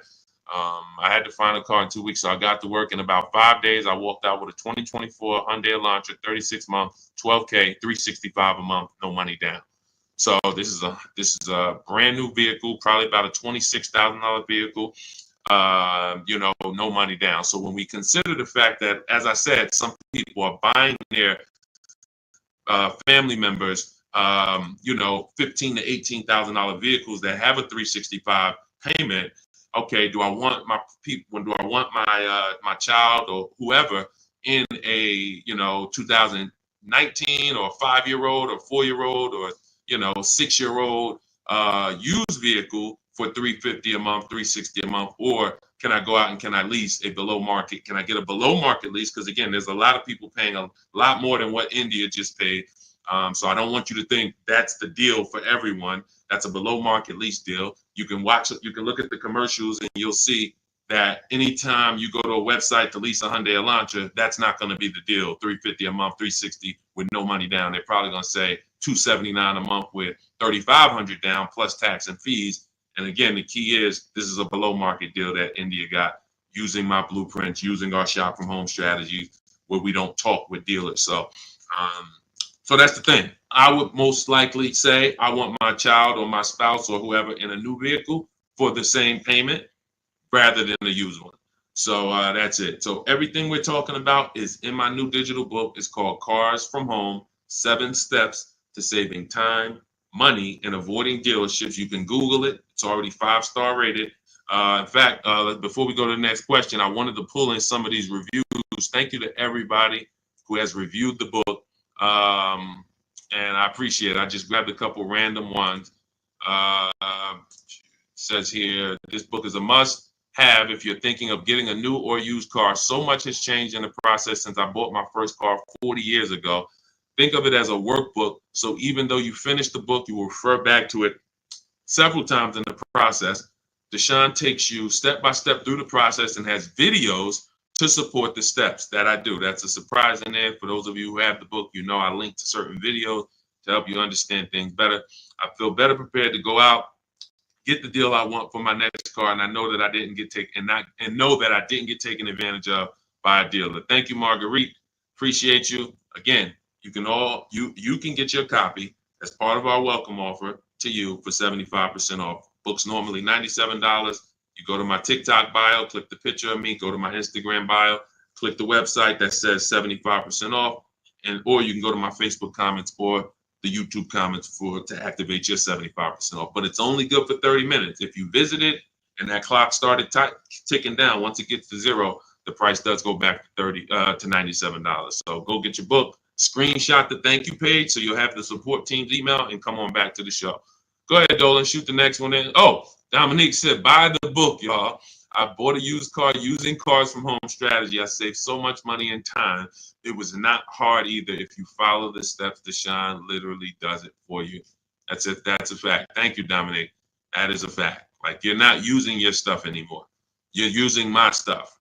So that is, if you leave your stuff. That's why I represent Unlearn, Relearn, because when you decide you want to unlearn your way of car shopping and you want to do it the Cars from Home way, that's all you need. As long as you have a computer and you can copy and paste and send emails and visit websites, you can win. That's all you need. But you do need to be able to use a computer and copy and paste. That is a requirement. And everyone may not be able to do that. If you have somebody in your family that's good with copying and pasting and sending emails, that's all we need to win. All right. Thanks, Dominic. I appreciate that. Go ahead, Dolan. Shout out to the sharers and shout out to everybody running the likes up on TikTok. Thank you to everyone who hits the share button. Whenever you hit the share, tag your best friend, tag one friend in, because they may be car shopping this weekend. Right now, they might be going to a dealership later, and you have no idea. Most people are overpaying by thousands. There's only 3 prices you can pay with cars. Market value, that's what everyone pays. Above market value is what the worst negotiators pay. And below market value is reserved for people who are putting dealers against each other. Negotiators can get market value for negotiators. So even if you're a great negotiator like I am, obviously I was a great negotiator selling cars for 14 years, but even if I was a great negotiator, I'm still going to get market value, because the only way I could guarantee below market value is by looking at multiple options, the same way you buy a TV. You go buy a TV, you're looking at multiple TVs, Walmart.com, Amazon.com, all these different sellers from Amazon, Best Buy. So that's the only way you can guarantee a below market price for your TV, is looking at multiple offers. You could go to Walmart and say, all right, I got a TV, $700. Was it market value? Was it below? Or was it above? You don't know until you look at all the market, and that's what we do. That's what Cars from Home is about. Okay, Alan Carter, 35 years in the car business. Your advice is spot on. Thank you, sir. I appreciate that. Thank you so much. All I want to do is help people find the 20% of car dealers and salesmen who are honest, who want to compete, who want to take care of their customers. That's the 20%. But 80%, we have proven that, working with hundreds of people personally, thousands around the country, we've proven that you must get 5 offers on every car, because 80% are going to be overpriced. Doesn't matter how much you negotiate, they're not going below a certain amount. So when they tell you, hey, Shantola, thanks for coming in, but this is the best offer we can do, that does not mean that's the best offer any Nissan dealer can do. That means that's the best offer Nissan of Bay Ridge can do. That's the best offer Nissan of Hudson County can do. But there are several Nissan dealers competing, and we need to get competitive offers to see who's the 20% of dealers who are going to beat all their competition. And we only do this from home. Go ahead, Dolan. Great questions today. Let's go. Keep typing. Let's get to as many as we possibly can. Does your process work when leasing a Tesla? Yes and no. My parameters for overpaying for a lease should never be broken. They're based off the 1% rule. So how did we come up with the 1.5% rule for knowing bad lease deals?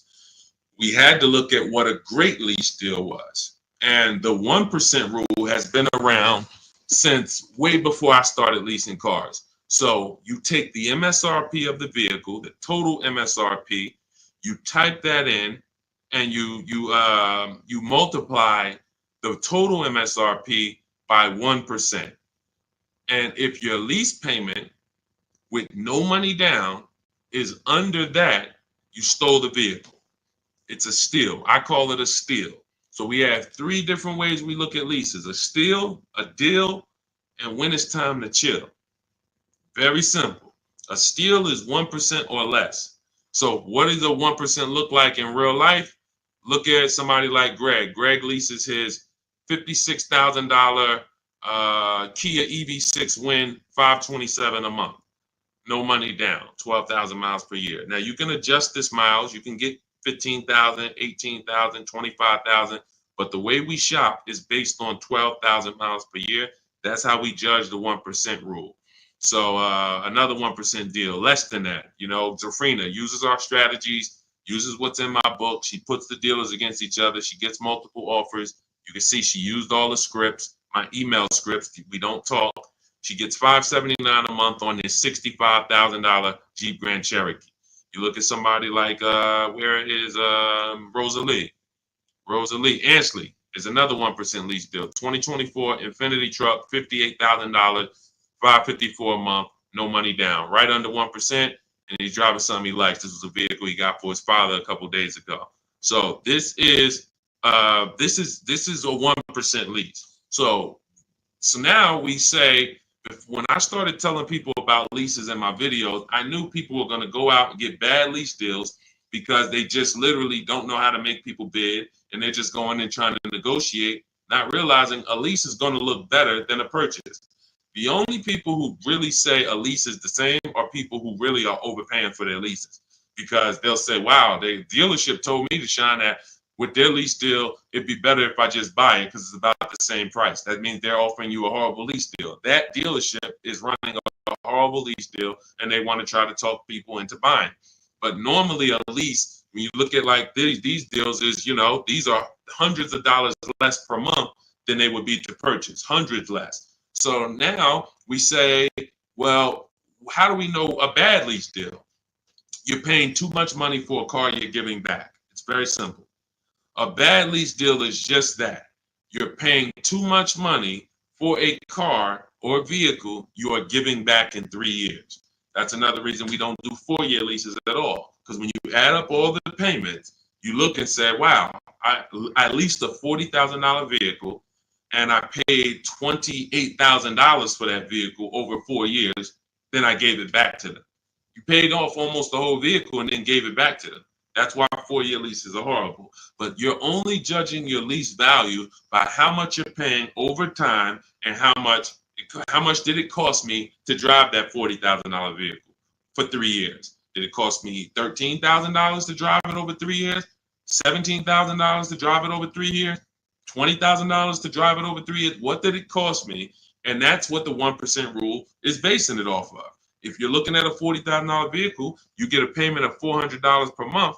It costs you 400 times 36, cost you $14,000 to drive a $40,000 vehicle over 3 years. That's much less than the normal depreciation of that vehicle. So we go up to 1.5%. So 1.5%, anything above that, you're paying too much for a vehicle that you're giving back. There's no value in leasing that vehicle. And when you compare it to other vehicles, because every vehicle has a different lease program, there's so many other vehicles you can lease and get a lot more value, drive a whole lot more car MSRP wise, and have the same amount of money coming out of your bank account. So that's why the 1.5% rule is our anchor for overpaying. And even though Tesla does not negotiate, Quintiel, because this is all to answer your question, Tesla does not negotiate. You order your car, they have a one price system. When you do your lease for 12,000 miles per year, no money, just giving them first month's payment. You divide that into the MSRP of the Tesla. Is it under 1.5? So I don't care that Tesla. So Tesla doesn't allow us to make dealers bid against each other because every Tesla is going to be the same price from California to New Zealand to New Hampshire to Connecticut. They're the same price. So what we have to say is the lease program good that Tesla is offering? And if I divide my monthly payment into my MSRP and it's under 1.5, closer to 1 the better, the lower the better. But we need to judge that. That's how we would judge that. So when that's the part of our process that would still be applicable when leasing a Tesla. And if you have a vehicle you're replacing, or when that vehicle is up, our system for selling leases, assessing our equity is still applicable because we don't return a lease without checking equity. This is step 2 in my process. If you have a lease, or if you have ever at any point in your life dropped off a lease to a dealership without checking for equity, type me in the comments. Type me in the comments. If you have returned a lease and you did not assess your equity, and matter of fact, I know there's a lot, you might be like Deshone, I didn't even know you could sell a lease. If you didn't know you could sell a lease, just type a question mark. I didn't even know it was even possible for me to sell a lease, much less turn around and have a process for how I sell it or how I analyze. Okay, Faith, I see. I never done that. Dwayne Castro, me. Okay, perfect. So what we do is, this is step 2 in our process. We assess our equity on any vehicle that we are replacing because we don't trade. We don't trade. Some of you know that. So the equity assessment is how we don't give dealers back money. So if your car on the market is worth $19,000 and you go drop it back to a dealership, but they could buy that car for $16,000, now you just lost $3,000 of equity because they're going to buy that vehicle and they're going to resell it based on a market value of 19. So what we do is we make sure before we return any lease, we are checking the market value, getting 6 offers to see if is the price that a dealer can buy our lease for, is that a price that is a price that's higher than our is our market value higher than the market? Let me break it down like this. Let's say the dealer buyout price is $19,000, but your highest offer market-wise is $24,000. That means you have $4,000 to $5,000 of equity that we could cash out, let CarMax, Driveway, Carvana, Kelly Blue Book Instant Cash Offer, AutoNation, Car Gurus, one of these buyers that we use, this is all in my book. This is step 2. We get these online bids. We're going to let them buy the vehicle and then we'll make $3,000, $4,000, $5,000 once we sell it to them.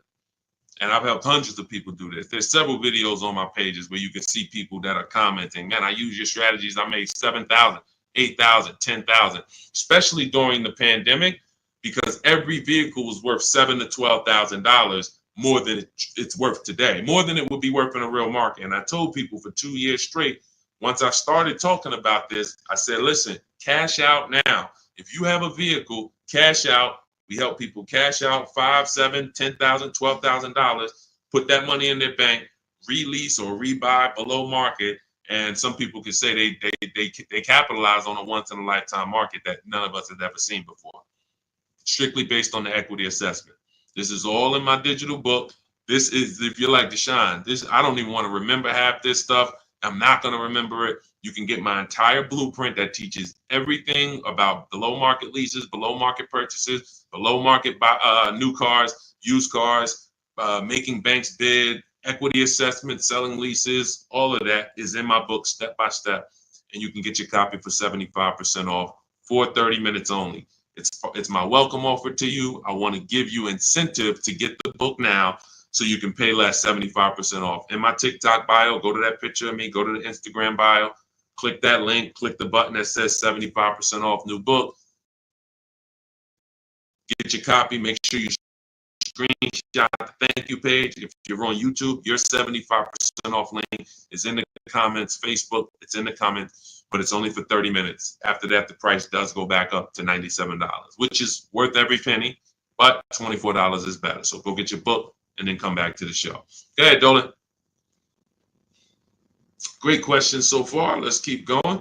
Does this work the same way for Canada? Scott, I'm not sure. I do believe that most would be applicable. I do believe that most. The difference is going to be the websites. So we're using our multiple marketplace strategy for shopping for used cars. We're using 8 marketplaces. Used to be 9, but Vroom went out of business. So we're using Carvana, we're using Carvana, CarMax, Driveway, eBay Motors, Cars.com, CarGurus.com, Carfax.com, and Autotrader.com. Those are 8 marketplaces that we use to shop for our used cars.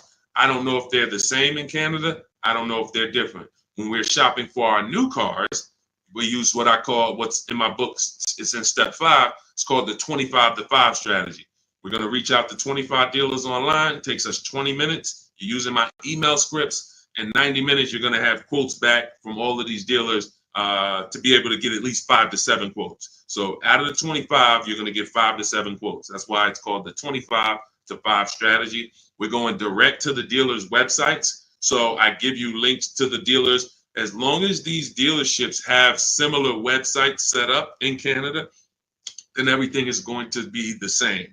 The scripts, the way they communicate, the things they try to get you to do, come in, can I get you on the phone, put one price here, and then, for a used car, and then hope you come in and charge you more later. All of that, if all of that is the same, which I believe it is, then everything will be applicable in Canada. It's just the websites will be different. But Honda's going to have their own dealers' websites, so that's why I say I believe 90% at least is applicable, and potentially more. All right, great question. Go ahead, Dolan.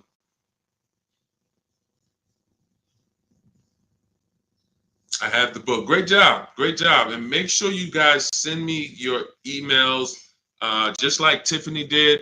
I always use Tiffany because she was the first one to send us an email, and I always make sure I reference her. But everybody who sends these in, I get to bring them onto the show. I brought a couple more. Look, this one is from Christopher. Deshone, thanks so much for these resources. I read your entire book last night. I've already been underway and trying to put my deal together. What a great book. I have my quotes together. Now I'm ready to take the next step with the calculator. I'm a big fan of your channel and your resources. So I have calculators in the book that I invented. We have 5 different custom calculators: perfect budget calculator, lease counter offer calculator, purchase counter offer calculators, true value calculator for when we do used cars. So I think there's 4. Might be one more, but there's at least 4 calculators that we invented. That these, you can't find these anywhere on Google. I literally wrote the code, and so that's what he's talking about when he talks about the actual calculators that are in there for you guys. So yeah, send me all your details. I love reading stories like that. Okay, Stos, what if I have a 600 credit score? How much is that lease deal that they're going to give me going to go up by? It's a great question. So if you are not in a position to lease because you won't qualify for a lower tier approval, a tier 1 approval, which is basically the best offer. Most leases are they're offering the lease based on tier 1 approval, which you don't need to have perfect credit for. That's not a super tier approval. That's not A1. There's tier 1 and then there's tier A1. So A1 is going to be a super tier, which is usually applicable on limited inventory cars. It's not important, but most vehicles, they're going by tier 1. And so most people can qualify for tier 1 with a good credit profile. But if you don't get tier 1, the payments can go up significantly. If you get tier 3, tier 5, some banks have 6 tiers. So the payment can go up by $100, $150. That's why we always have backup offers. So in case someone tells us, hey, your payment's going up by $80, we go to our backup offer. We give them a chance to actually see are they lying to us? Are they just trying to take a shot at us? Because sometimes they are, sometimes they're not. But if I can't qualify for a lease, what I'm doing is buying what I call in my book a smart card. This stands for saving money at the right time. Saving money at the right time. It's not the little smart cards that you may be familiar with. What I'm doing is setting myself up to lease. So I'm going to go get the least expensive car that I can get a loan on. That is the goal of a smart car, to have the least expensive quality car. It must last. Car cannot be breaking down. It's the least expensive quality car that I can get a loan on. $10,000 loan, $12,000 loan. So now I'm going to get the smallest car that I can get, maybe like a Hyundai Elantra or something that was like 24, 25,000 new. And I'm looking to get it around 10,000. So it doesn't have to be too old. Now I'm getting that vehicle. I'm going to drive that vehicle for 2 years, establish a payment history. My payment should be no more than $250 a month. You're talking about a $10,000 loan. So now I got an easily manageable payment. I got a car that is dependable. I trade out of that into a lease in 2 years. But what some people do, which is what I don't recommend you do, when you're trying to qualify for a lease, that should be the goal. It should be, I'm buying this vehicle right now that I'm getting is going to set me up for my lease in 2 years. Now, some people will go, I just got to have what I want now. And they'll go and they'll get the Dodge Charger with the Hemi engine, or they want but they know that, all right, I'm going to go and get a $25,000 vehicle. But because you have a lower credit score, you're going to pay 18, 20, 25% interest. So now when you go to replace that, first of all, in 2 years, you got to make it to 2 years with a high payment, a car that most likely wasn't a quality car, because you're stretching. When I say you're stretching, if you're trying to get a $25,000 Dodge Hellcat, that vehicle probably has 80,000 miles on it, no warranty. So you're getting you're not getting a quality one. You're getting the one you can afford, which is going to be high miles, older, and now you have this high payment, high interest. So when you go to replace that car in 2 years and try to go into a lease, you're going to have a huge amount of negative equity, maybe $8,000, $9,000, $10,000, $15,000 of negative equity. So when you try to go into that lease, you're not going to even be able to make the lease make sense, because you're bringing all this negative equity over from the old car. So that's why I say you discipline yourself. You drive something, least expensive car, because you're building. You're building. We haven't earned the right to get what we want, but if I discipline myself for 2 years, drive a vehicle that is the least expensive, reliable vehicle that'll do the job for me, 2 years down the road, I got 2 years of payment history. I traded out of that into my new lease, and I'm driving a brand new car from that point on. That's the plan if I didn't have good credit, but I knew I need to get to the point where I could lease. That's exactly what I would do. All right, great question. Go ahead, Dolan. Scott Johnson hold on. Ahmed, the payment includes money factor and taxes. So what part of the lease is too much? It's too much based on the total amount for a vehicle you're not going to own. So when I leased my $35,000 Jeep Grand Cherokee, I got it for $330 a month. This was in 2018. So 2018, I paid $330 a month, and then I drove off. It was a 39-month lease. So over 39 months, I paid $12,870 for a $35,000 vehicle. Plus taxes and fees, it would have been probably $39,000. So $12,000 it cost, $12,870 it cost me. When you are leasing, the only thing you are considering is how much does it cost me to drive this vehicle over 3 years. The lower, the better. And that's how I look at cars, and that's how I teach all people who do cars from home, all the cars from home insiders, look at leases and say it's a value play. That $40,000 vehicle, what's the below market lease on that? We get below market leases by making dealers bid. That's what the whole cars.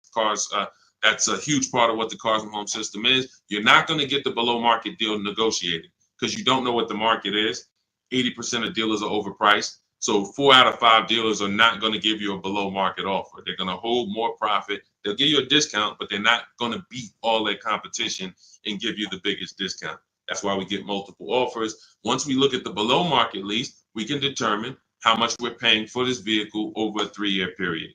And the lower the better. Because again, we're comparing it to the 1% rule. So the 1% rule has been around. It's literally, I'm driving new vehicles for cents on the dollar. A 1% lease, $400 a month for a $40,000 car, no money down. The same $40,000 car would be $800 a month to buy, based on the fact we know every $5,000 is $100 a month. So $40,000 on a vehicle, that would be $800 a month. That's not including taxes. So you're talking $800 a month, $850 a month to buy a $40,000 vehicle on a 5-year loan. A 1% lease is $400 a month. So we're always judging the lease by how much am I giving them over a 3-year period to drive this vehicle. And, there is a point in time where you're paying too much for a vehicle you're giving back. And that means you signed a bad lease deal. Go ahead, Dolan. All of this is in my book. I teach you about the 1.5% rule and why we don't sign leases over 1.5%. All of this is laid out step by step. That's a huge part. When you hear me say rules, the 1.5% rule, the 8-year rule, these are principles. These are boundaries in our Cars from Home blueprint that we don't step over. We don't. And there's one thing, if you step over, great. That's on you because you're an adult. But it's another thing to know you're actually stepping over a boundary. And that's what we didn't have in the past. We didn't have boundaries that we knew we were stepping over. When is your loan too long? Well, in real estate, you have boundaries. That's why who would sign up for a 40-year mortgage? Type me. Do I have anybody in here willing to sign up for the 40-year mortgage? Anyone? Anyone willing to sign up? You're a smart person. Anyone? You could get a $600,000 house for the same payment as a $400,000 house potentially. Anybody signing up for a 40-year mortgage? What about a 50-year mortgage? What about a 50-year mortgage? No. Most people know, Deshone, the longest mortgage we're gonna get is a 30-year mortgage. Some of you go for 15 years to pay it off quicker, but you're not doing 40, you're not doing 50. Because that means I can't afford this vehicle. Boundaries. That's industry established boundaries. That means I can't afford this house. If I have to take a 40-year mortgage, 50-year mortgage just to afford it, I can't afford it. That's the same thing we bring. That's one of the boundaries we bring to car buying. We don't do loans longer than 72 months. 6-year loan is the longest loan that we will do on a car. It just leads to problems. Most of the people who've had problems with cars, horrible problems. They still have loans on them. Cars breaking down. They should be putting money to the side every year for maintenance, but they can't because they're still making a $500, $400, $800 car payment, and the car is 11 years old. These are issues. These are boundaries that we don't step over. That's why you'll learn in my book, The Rule of 72 and the 10th birthday. 6-year loan is the max. Car should be paid off by the 10th birthday. These are boundaries. That's what we bring. Dion Harvey, would you pay 16 for a Mercedes Benz with 113,000 miles? No, unless you can pay cash for it, you most likely are going to end up in a tough position, and I'll tell you why.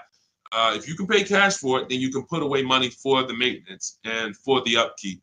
When I sold Mercedes, and I sold them for 5 years, the people who I would literally run into that were in tears were people who the service department told, you have a $4,000 repair, plus you need brakes, plus you need an oil change. So oil change on the Mercedes is $200. Brakes could be $2,000. Then you have a repair because you don't have a warranty that could be your navigation system goes out. That could be $3,000. So literally you're looking at $6,000 and you still have a car payment and you still have insurance and you still have gas. So this is something I call the 4 expenses that we take into account. How we're going to acquire the car, insurance, gas, and maintenance and repairs. So these are the 4 expenses. And what gets people with Mercedes, BMWs, Range Rovers, Porsche, anything that's expensive to maintain and repair is nothing when something breaks, nothing costs $100. So it's not that they can't afford it. They can't afford to do that and make their car payment. So that's why I said, if you're going to pay cash for the 16 Mercedes and you've screened down title, history, service records, accident history, and then you've done a market assessment. This is all stuff I teach you to do step by step in my book when we're buying a used car. Then you can pay cash for it. But if you can't pay cash for at this point, 8-year-old car with 113,000 miles on it, then you really can't afford that car. Go ahead, Dolan.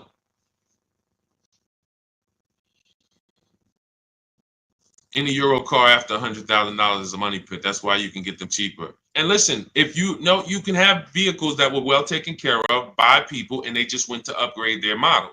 There are plenty of people who baby their cars, their BMWs, their Porsche. They've done all the maintenance. Now they get to 100,000 miles. They might have had it for 8 years and they're ready to sell it. And it's a great opportunity for someone else to buy. But you have to be able to afford these cars. And you have to be able to avoid, if you can't afford to repair and maintain them, then you can't afford these cars. So that's the principle. And again, I'm somebody who's worked. My most expensive car I ever sold was a $435,000 SLR McLaren. So I've had plenty of people who had, $200,000 Maybachs and, $180,000 S63s. Like, there are principles of affordability that safe people, conservative people follow to make sure they're not getting in trouble buying these expensive vehicles. And then there's people who don't have these principles and they're buying less expensive vehicles, lack of quality, and they're basically shoehorning their way into the vehicle with a loan, but they can't afford the vehicle because they can't afford to maintain it.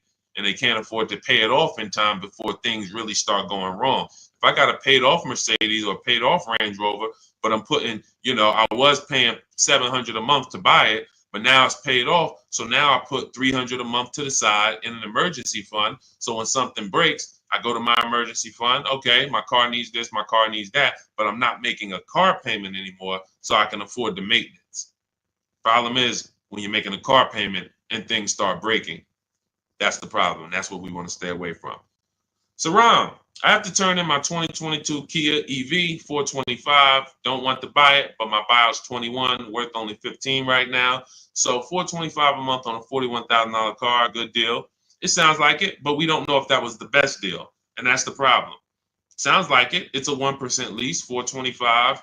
If you put no money down, and you literally just signed the deal for 425, gave that to them and drove off at 425 a month, then that's close to a 1% lease. And that's but we don't know if that was the best. And I'll give you an example. So Zafrina was shopping for a Jeep Grand Cherokee. She had one coming off lease. She ran her equity assessment just like you. It was no equity in it, so that means she's just going to return it. If there's no equity in the lease, we just return it. When it's done, we start shopping for our lease, just like normal. Once we make our last payment, we get out, we start shopping using our system.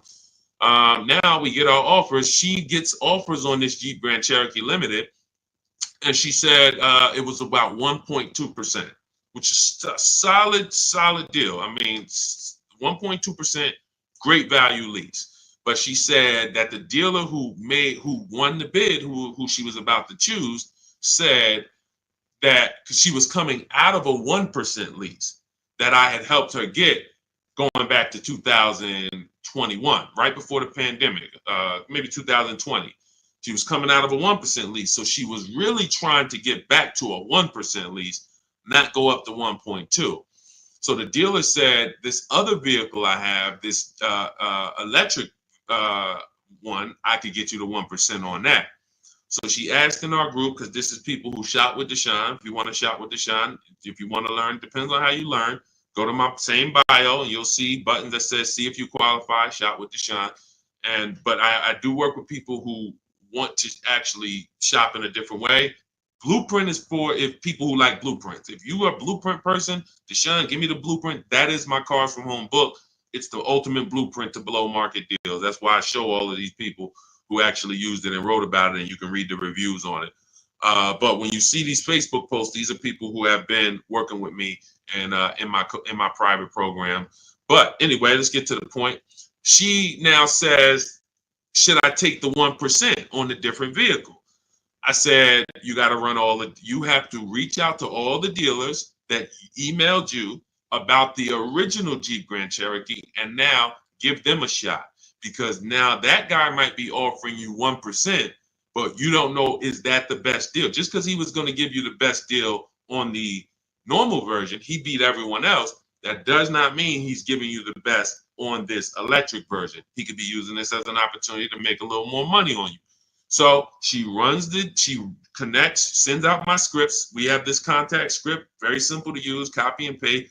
She sends it out on the electric version. The winning bid comes in at $579 a month, which ends up being a 0.88% lease. So yes, when we look at a 1% lease, we might say, hey, when you're asking, hey, this was a 1% lease, was that a good deal? Yes, it is a good deal. Yes, it is a steal. 1% is a steal. Does it mean 405 was not available on this vehicle? No. Does it mean 395 wasn't available on this $41,000 vehicle you got? No. And there's no way for us to know that unless you followed our process and you know there was no better offer than this offer. That's when you know. And that's all we care about. We want to guarantee we got the below market lease. We want to guarantee we saved all the money and got the below market discount on the purchase. We want to guarantee that on our used car that we're buying, we got the below market price. And that was the least expensive option within 100 miles of me, 150 miles of me. That's what we roll. And that's the Cars from Home system. So everything in this stream is sponsored in my new digital book. This is not, I don't wing it. And the beautiful thing about what you're going to do with Cars from Home is you're no longer going to be winging the process. This is the second most expensive purchase that many of you will make. And some of you who don't own a home, this is the most expensive purchase that you have made so far. And every single time you make a 5-figure decision on a car, you add these up and you can see I've made $100,000 in car buying transaction decisions over my lifetime. What is my process for getting below market deals? What is my process for not paying what everyone else is paying?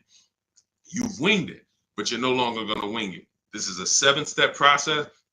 In the book, I have links where you can stay right on task. If you're on the lease path, you're not looking at new cars. You're not reading about purchasing used cars. If you're purchasing a used car, you're not using the system on leasing. You're not using the system on new cars. You're on the used car path. That's the way the book is. It's linked and it warps you to the areas so that you can stay on task and not be learning everything about leasing and buying and used cars and new cars and bidding. Or you don't need to learn all that. We just need a path for you that you can follow step by step to get to your below market deal. And that's the way the book is set up. So it's 5 stars. You can get your copy as part of my welcome offer to you for 75% off. It's normally $97, but for 30 minutes only, you get yours for $24. That's 75% off. It'll be in your inbox in 5 minutes, and you'll have everything for the rest of your life to use when it comes to leasing. If your spouse wants to buy, your child wants a used car, you can open this blueprint up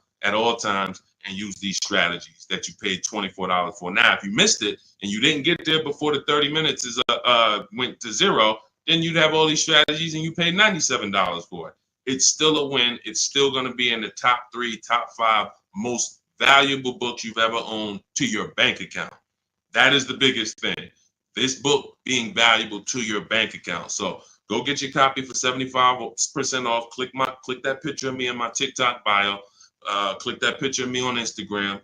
Go to that website in my bio, and then you'll see the button that says 75% off welcome offer. YouTube, you have a comment in the, you have a comment for your 75% off in the comment section. Same thing on Facebook. Get there, use it. Make sure you send me all of your deals. Email me with your deals. Every time you make a deal, I want to see it. Deshone, look at this deal. My biggest thing is seeing the money you are paying for these cars. I want you to be like all of these people who send their deals in. Look, this is what it's about. I don't want you just getting a car. We'll be excited about the car too, but I want you just as excited about the deal you got, because once you see below market deals and you see how different they are than market value deals, or God forbid above market value, you're going to see that you'll never go back. And then I just want you to send me, I want you to help me see what every below market deal look like. Right now, we know the below market deal on this Mercedes that Milligan got is $27,000 off. That sets the market. So if anybody got this same vehicle, the same vehicle that she got, and you didn't get $27,000 off, you overpaid. You know, we know Sean set the market on this on his F-150 Lightning. Some deals are, look, Kimberly set the market on this Maserati Greco that she got earlier this year. She said, look, it was $20,700 off. They gave her sitting at home, getting a bid, a brand new, never before owned. She's the first owner. She got $20,700 off. That's the market value of that vehicle at the time. If somebody got $10,000 off, they paid. That's an average deal. They overpaid by $10,700. So we get to set the market for these vehicles using these shop from home strategies, and that's what I want. I want you empowered. I want you guaranteeing that you save, that no one else paid less than you. And that's the empowerment. You do that right from home, right from your living room. So I will see you all on the next stream. Grab your book. I'll see you inside the book. And God bless you. Let's keep unlearning and relearning.